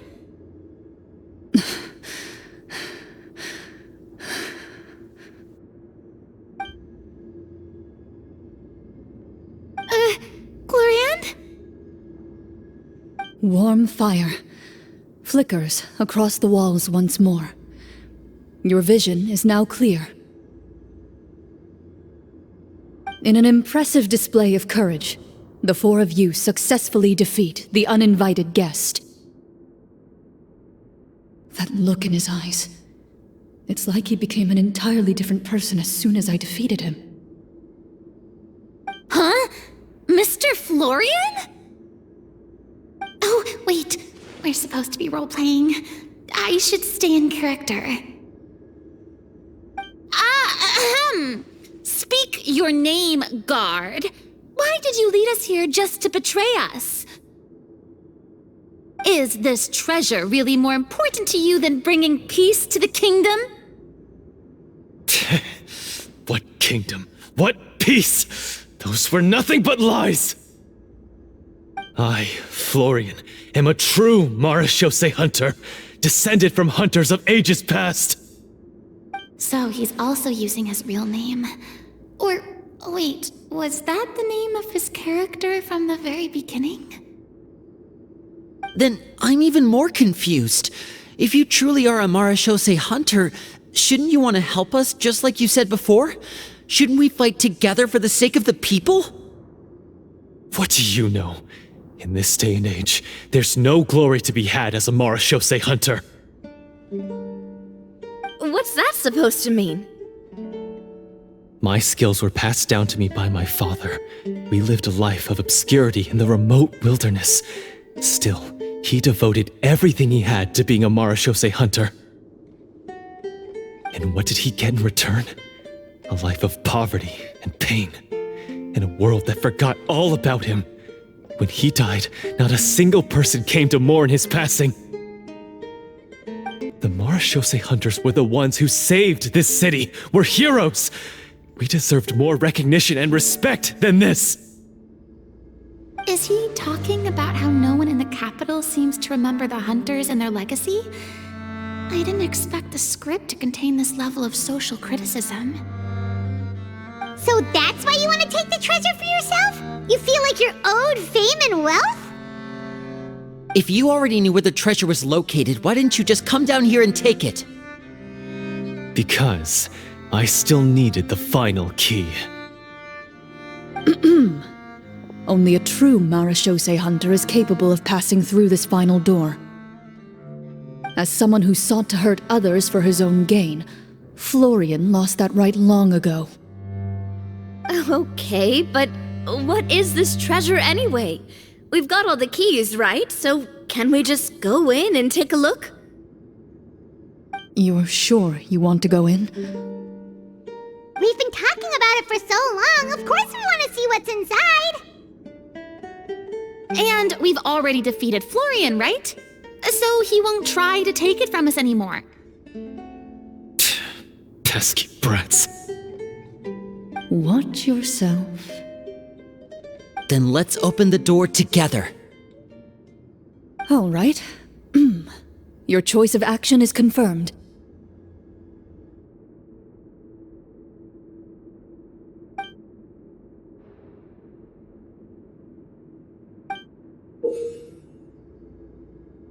Before you, the door to the treasure, sealed and undisturbed for more than 100 years, finally swings open. You hear the shrill wail of the door hinge as it rotates for the first time after years of disuse, almost like a sleeping giant letting out an extended yawn. You get the impression that the secrets buried behind this door might be just as heavy as the sound you just heard. It's open! Come on, let's go in! Paimon wants to see what's inside! Ooh, me too!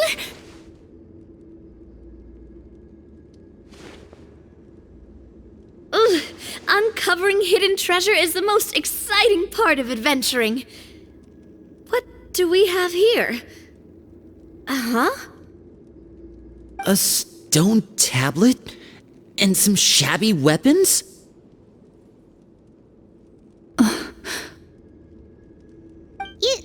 You call this a treasure vault? Looks more like an abandoned warehouse. Maybe the troupe ran out of budget at the end? They provided a super immersive experience at the beginning only to drop the ball at the most important part. They could have at least filled this place with cardboard mora or something. Wait, I get it now. Paimon, this is the real Marechausee Hunter treasure. Huh? This is it? The Marechausee Hunter treasure is just a stone slab and some broken swords? I can't believe it. I refuse to believe it!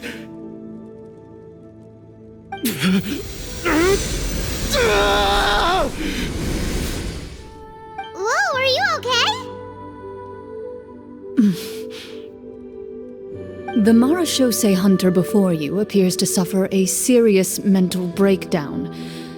He needs to leave the room for a moment to collect himself. One of you seems to understand the significance of the treasure already.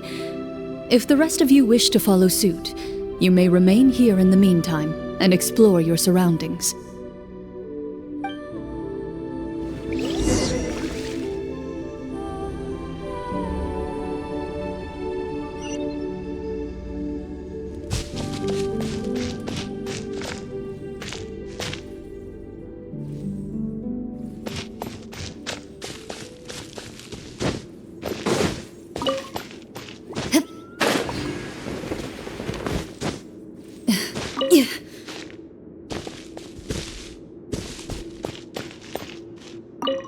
The old and broken weapons.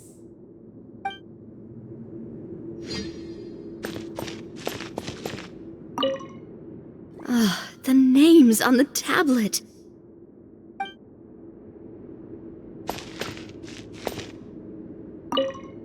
What is the treasure supposed to be?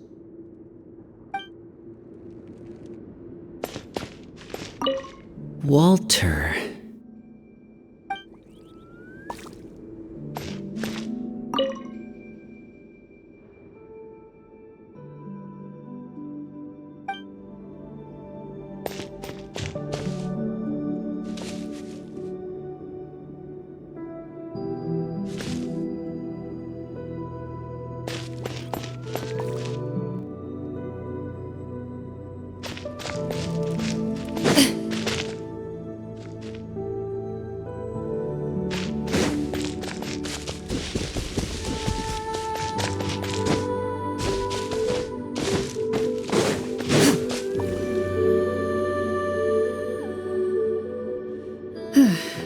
So, how are you doing?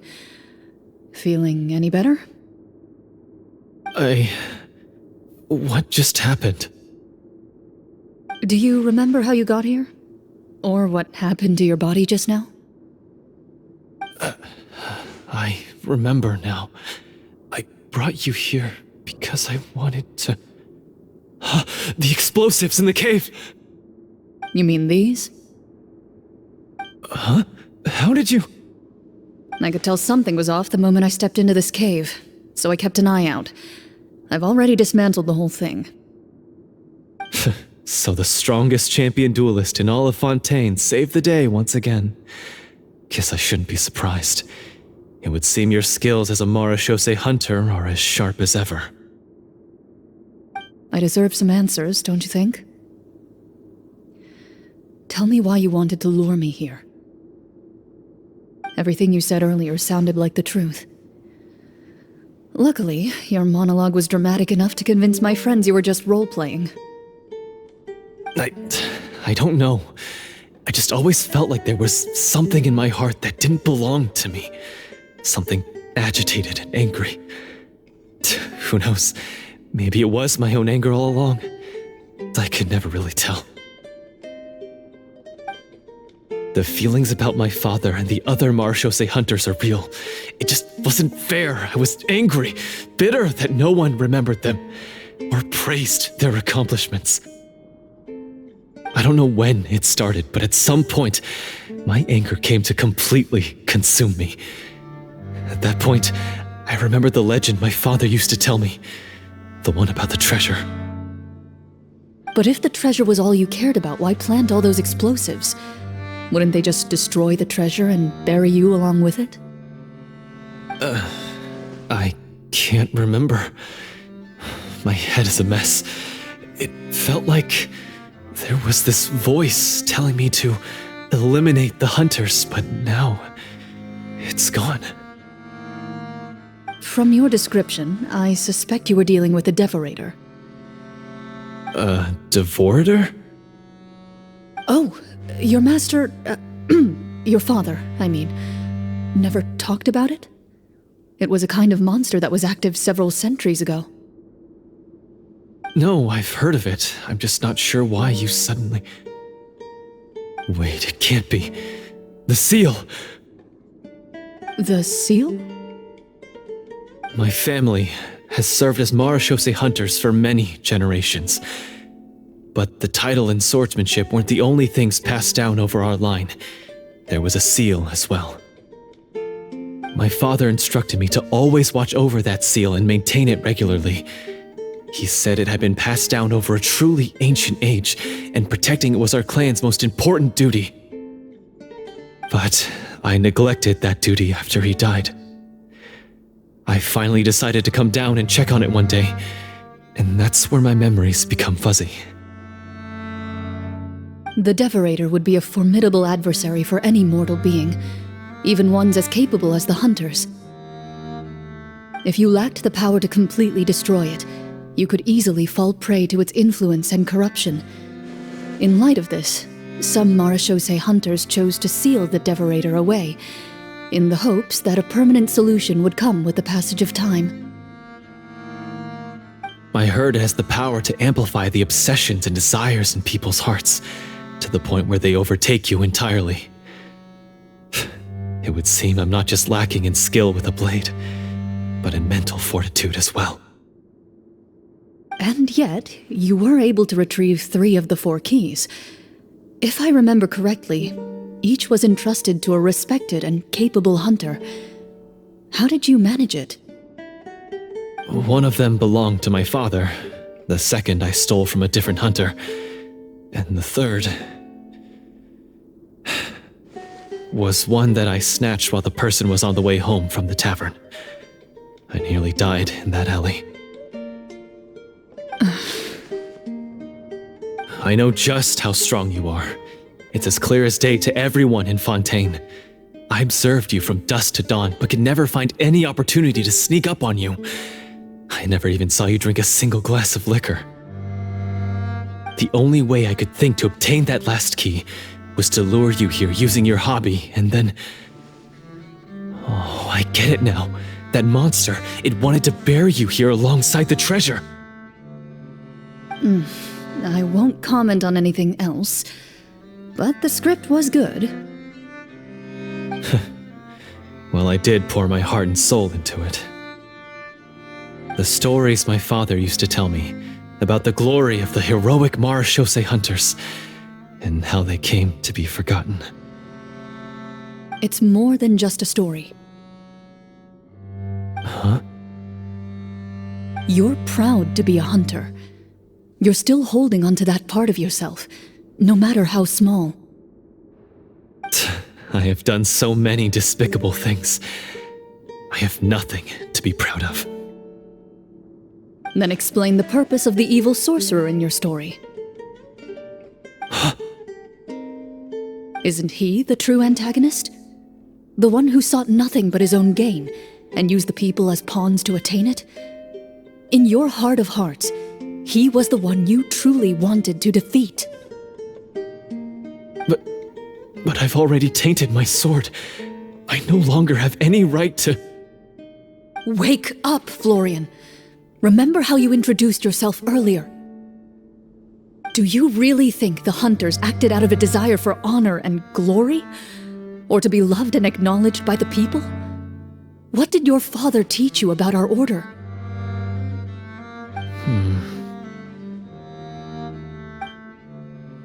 You do not wield your sword for yourself, but to protect those you serve. There's nothing special about a blade. It's the intentions of the wielder that matter above all else. Do you still not understand? Even after seeing the treasure for yourself? The contents of that room, they represent the true legacy the hunters left behind. You're right. I am a Marechausee Hunter. It's time for me to redeem, no, to finally serve the people I vowed to protect all along. I wouldn't be so quick to push aside the need for redemption. I know. That's a charge I won't bother to defend myself against. Good. Then, come with me, and help me see the script through to the end. Huh? See the script through to the end? But there's no more script left. Never finished it, huh? No, I mean, I wrote the script with the sole purpose of luring you all here. There was no reason to write beyond this point. Then we'll just have to keep writing it. The evil sorcerer still needs to be defeated. You mean the Devorator? Are you saying I have to make up the rest of the script as we go along? Is that really so hard? You've already written most of it. Surely you can write an ending where the hunters win and justice prevails. I'll be there to help you too. You aren't afraid your party will fall into danger? I know what my friends are capable of, and they're all quite skilled. Besides, I need their help. Then, are you going to tell them the truth about all this? I don't intend to spoil the fun. Sometimes, protecting dreams and fantasies is more important than exposing the truth. Don't you think?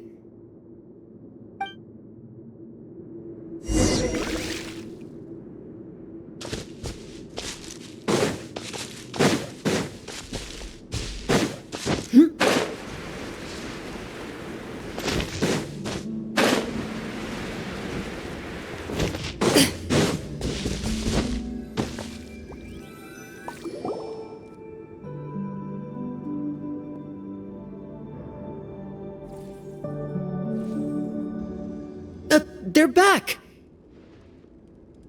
That took a while. Ahem!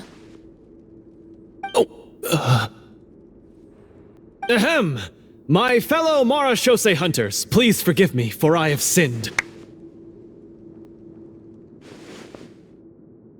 Tone it down. Sorry. After crossing swords with you and witnessing your courage in battle, I've rediscovered my true self and regained my pride as a Marechausee Hunter. Oh, do I smell a redemption arc? I confess, I was brainwashed by the evil sorcerer. He asked me to lure you here so he could bury you in this cave. That little... Wait, you're saying all of that wasn't you, but the evil sorcerer? That's right. He's adept at manipulating the hearts and minds of the people. I fell under his influence because I did not possess a strong enough sense of will. Huh. And how are you going to prove that you're a changed man? We're not going to fall for the same trap twice. To be perfectly honest, I only came to my senses after seeing the treasure. It reminded me of my father's past teachings. The treasure was actually... The names of all the Marechausee Hunters from ages past and their weapons? Wait, you already know? Of course. Don't underestimate a veteran role-player's exploration skills. Oh, wait, I mean Marechausee Hunter Navia's exploration skills. We just finished reading through the content of the stone tablet. That tablet recorded the lives of some fascinating people.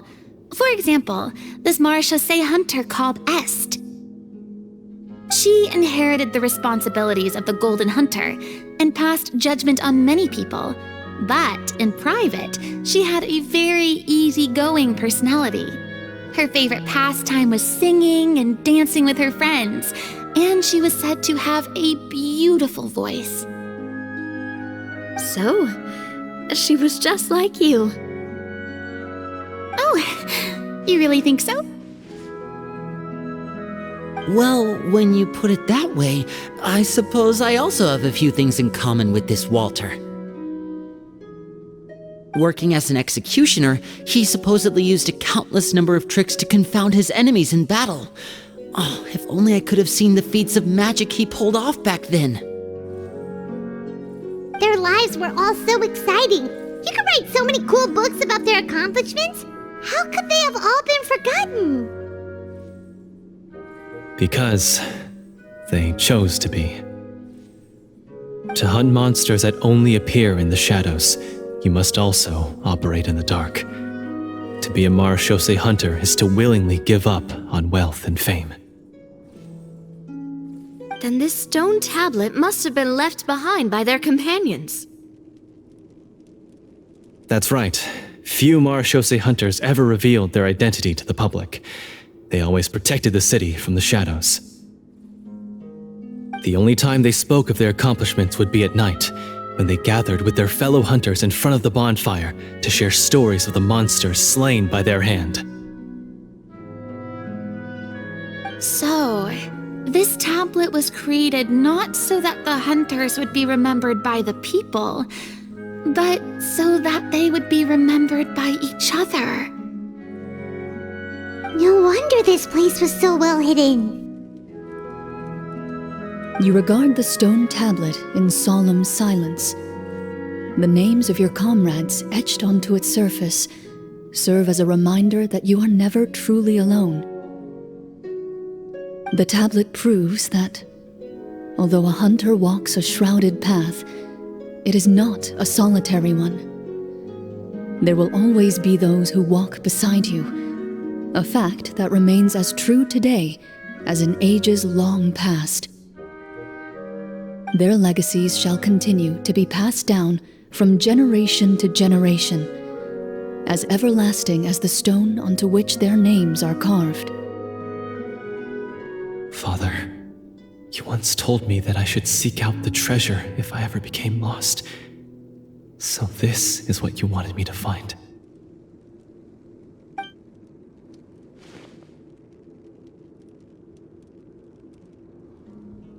Thank you, my friend. You are very kind. I implore you, everyone, please give me a chance to make up for all I've done.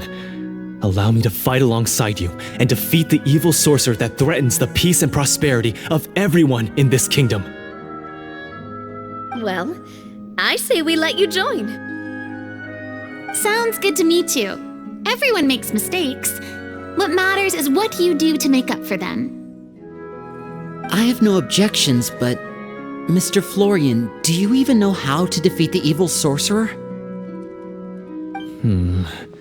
When he took over my mind, I gained some insight into his thoughts. Every time I thought of the treasure, he reacted with a strong sense of fear. Huh? He's afraid of the treasure? But there's nothing here except some broken weapons and the stone tablet! What if the secret's hidden inside these weapons? GM, permission to investigate.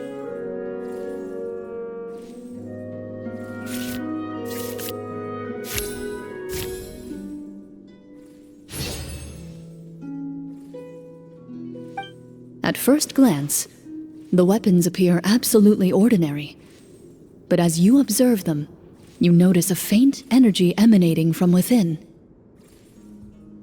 These blades have slain countless monsters. Though it's been a long time since they were used in battle, their edges remain sharp, as if they're simply waiting for the next worthy hunter to carry on their legacy. So basically take these with us, right? I'll take this weapon, since it used to belong to Est. Maybe it'll find comfort in being held by someone who appreciates the arts. Good idea. I'll take Mr. Walter's bow then, from one archer magician to another.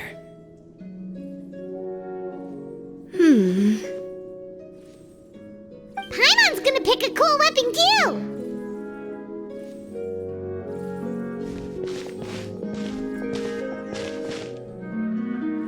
As you grip your weapons, you can almost feel the will of past hunters coursing through your being.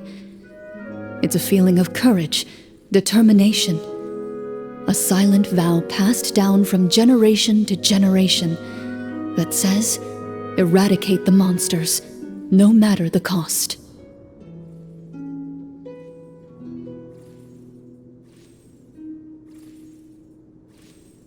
Mr. Florian, do you know where to find the evil sorcerer? I was able to see his surroundings when our minds were connected. I believe he's currently hiding out at the church in the kingdom. We must be extremely careful. He's spent so long living among monsters that he's now taken the form of one. He will not be easily defeated. Then why don't we explore some more and try to find some higher level gear? We don't want to just fight him and lose, right? No, we have to strike now. He was greatly weakened when I managed to break out of his control. If we let him rest, he might have time to escape. I agree with Mr. Florian. We've got to act while we have the advantage. Don't forget, the people of the capital are counting on us. Yeah, now that we've got a plan, there's no point in waiting. The longer this drags on, the worse it will be for everybody. Yes, that's what's called... Yes, that's exactly right. Alright, you've persuaded Paimon. Mr. Florian, please lead the way. Of course. Follow me. He had to set up so many scenes today, and now he has to join in for this last part. I really don't envy his job. Finally, you decide to slay the evil sorcerer and bring peace back to the kingdom once and for all. As you walk away, you feel the gaze of the stone tablet at your back, as if all the hunters of the past are wishing you success in the battle ahead and awaiting your triumphant return.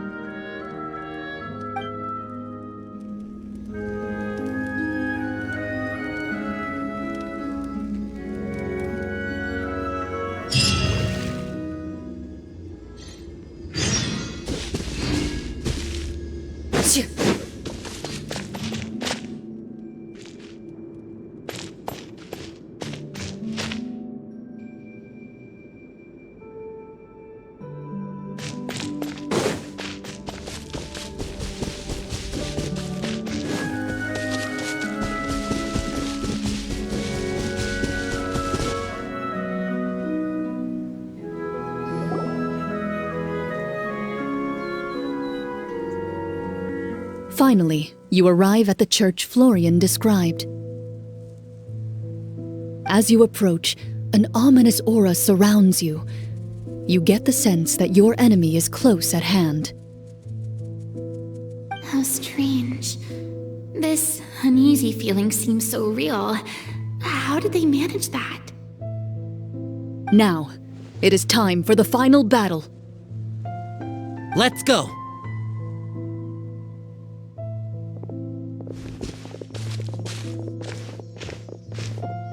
Florian, wait.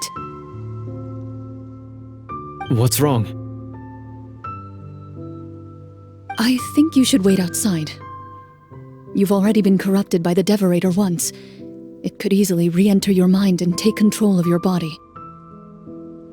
I don't think it's a good idea for you to be this close. If it corrupts you again, it's possible you might take on a new form entirely. That's exactly why I have to go. Why I should be at the very front. You mean... Yes. I intend to lure it into my body. That's too risky. If things get out of hand, I might have to kill you. Do you understand how dangerous this is? I understand, but if I do this, you'll have a clear and visible target. The Devorator will have a hard time passing up a chance to enter a body it knows how to control. You won't have to worry about any of your friends being taken over.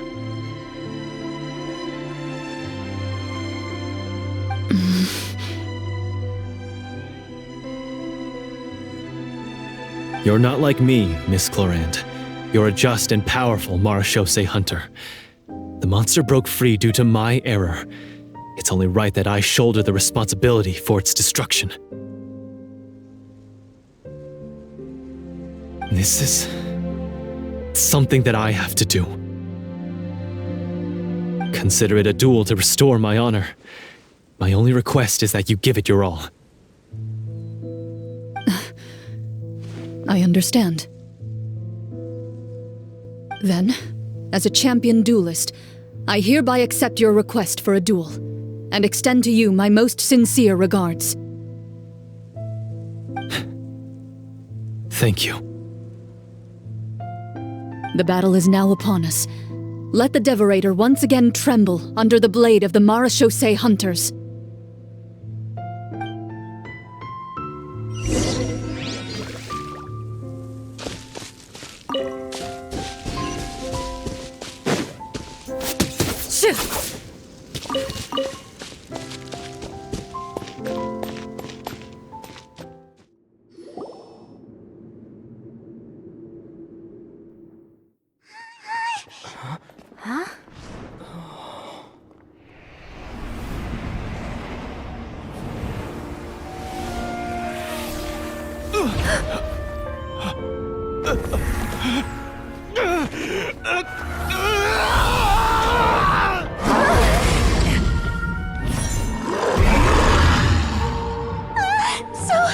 So lifelike!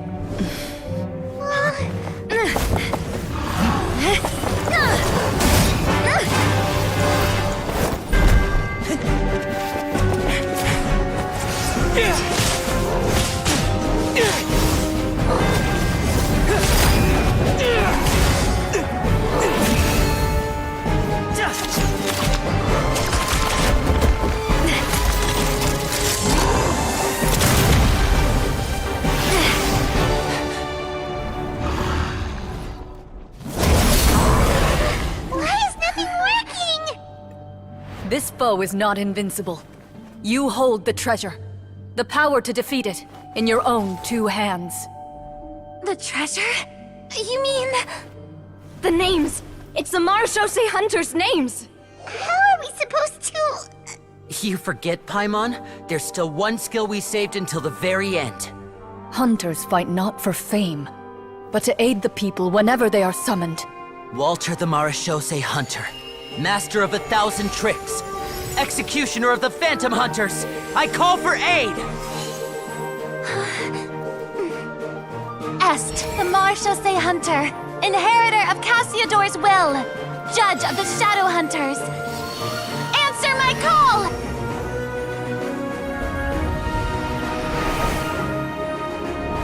Petronia, protector of justice and order. The hunter I respect the most. Thank you for saving my friend, the best one I'll ever know. Please, lend us your strength!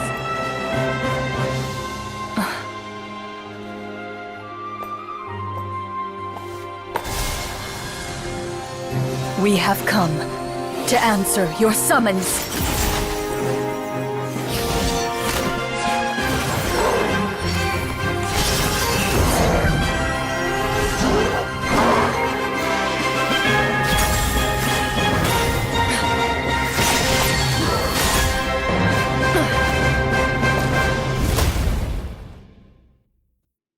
And so, the monsters were eradicated, and the sorcerer was defeated.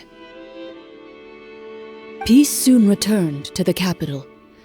Those in the court, manipulated by the sorcerer, also recognized the errors of their ways. Some remembered the names of the heroes who saved their kingdom, but others simply continued their lives none the wiser. Such is the story of the Marechausee Hunters. They pursue the phantoms in the darkness and exterminate all who pose a threat. They will always protect the city and those within it, even should all memory of their accomplishments be forgotten by the very people they serve. I am assuming we've finally reached the end of the script. Yes, you've reached one of the better endings. It's a pretty solid story overall. I thought it was just an ordinary adventure at first, but the further we got into it, the more impressed I became with the production and the plot. That final battle especially! All the effects were super realistic. Oh, right. Yeah, totally. That's a really good point. I never expected the weapons we picked up from that vault would have that kind of effect. Yeah, mine nearly scared the daylights out of me when it started glowing. I took a good look at it after we got out, but I don't think it ever lit up again. Oh, we should probably give these props back, right? I'll just leave mine here. Did you have a good time? Of course! Let me know if another script like this comes around. Sure, no problem. Then I'll head back for now. I think I need some time to fully digest everything that just happened. Once Mr. Florian is awake, please pass on my regards to him. He must be extremely exhausted to have passed out cold like that. You're right. He's had a lot to deal with. Well, see you all some other time. Toodaloo!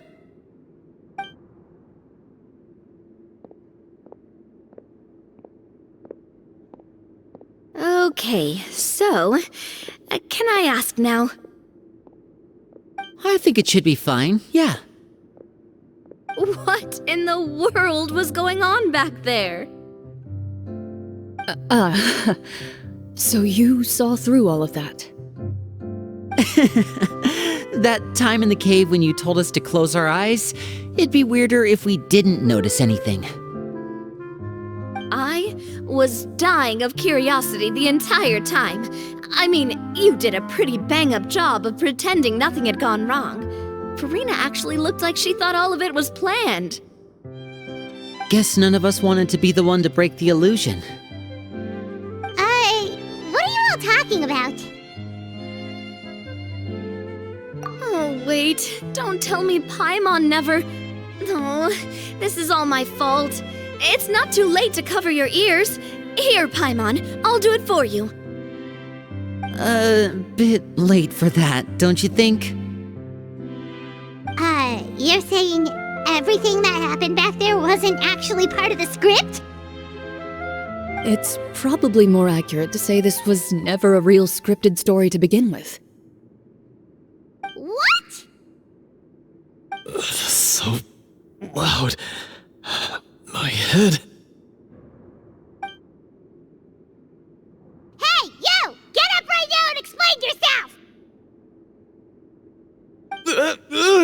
No shaking, please! Oh, my head.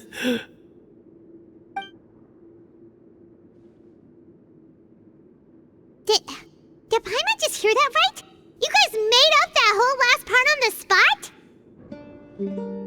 It's not nice to lie to people, but Paimon's got to admit that was a really good story, Florian. Oh, and nice improvisation, Clorinde!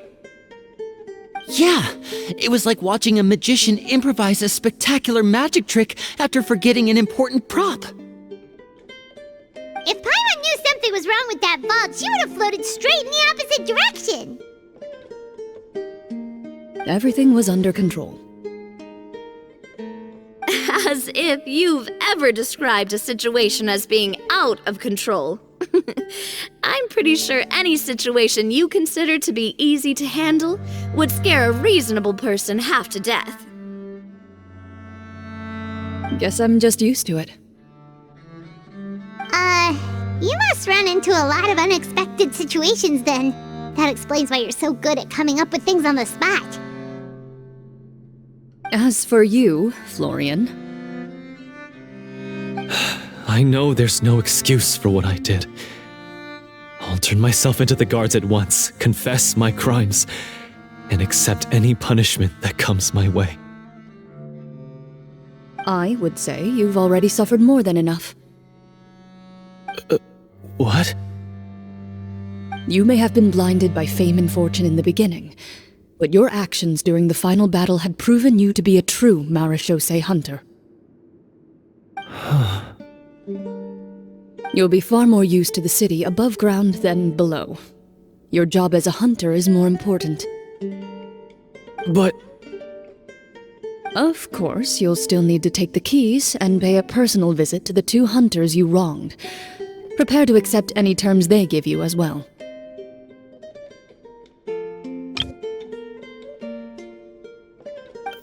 Yes, of course. As far as I'm concerned, though, your showing in the duel was enough to prove your honor. Then I'll do exactly as you said. I'll go return those 2 keys right now. Thank you so much, everyone. I'll do my best to prove myself worthy of the second chance you've given me. I swear this on my name and honor as a Marechausee Hunter. Until we meet again, everyone.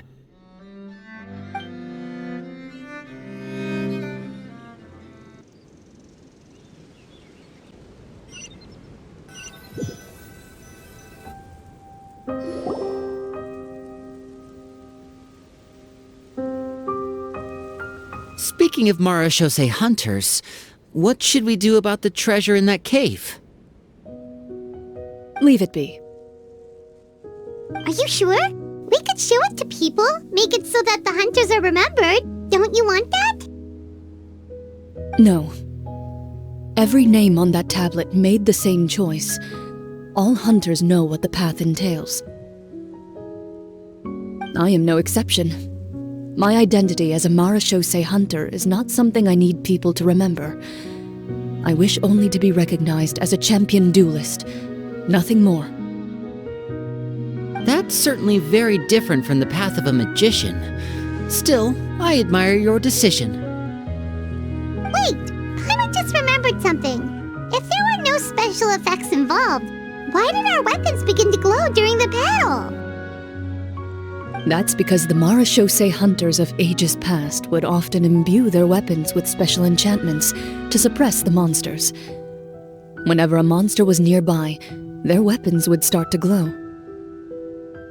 Oh, so that's why they had an effect on that guy near the end. I really thought the summons were doing all the work. Well, I'm sure the summons were a part of it too. Oh? How so? This particular devorator probably hailed from the same era as the hunters we saw in the room. The names you recited all belonged to the bravest hunters. Countless monsters fell to their blades. That's likely why the devorator visibly reacted when you said them out loud.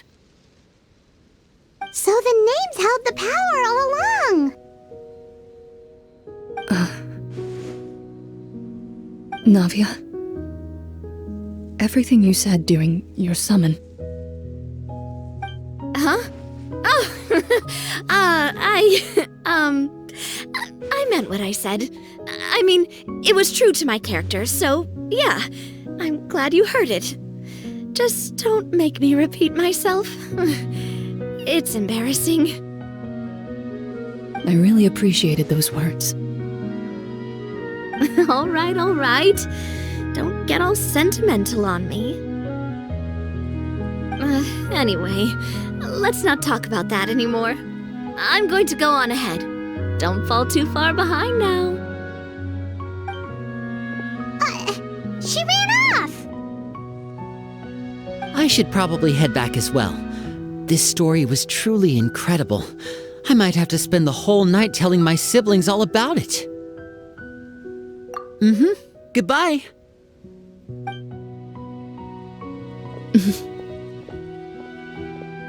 Traveler, should your name and deeds be forgotten, what do you think the significance of your journey will be?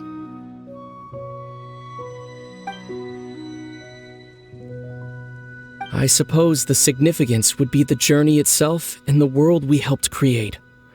There's still value in the time I shared with everyone here, in the things we were able to accomplish, even if no one remembers them.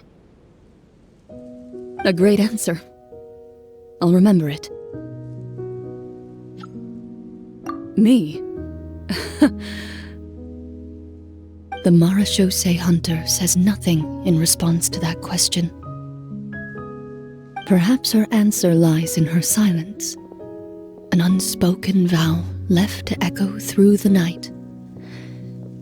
The path she walks needs no explanation.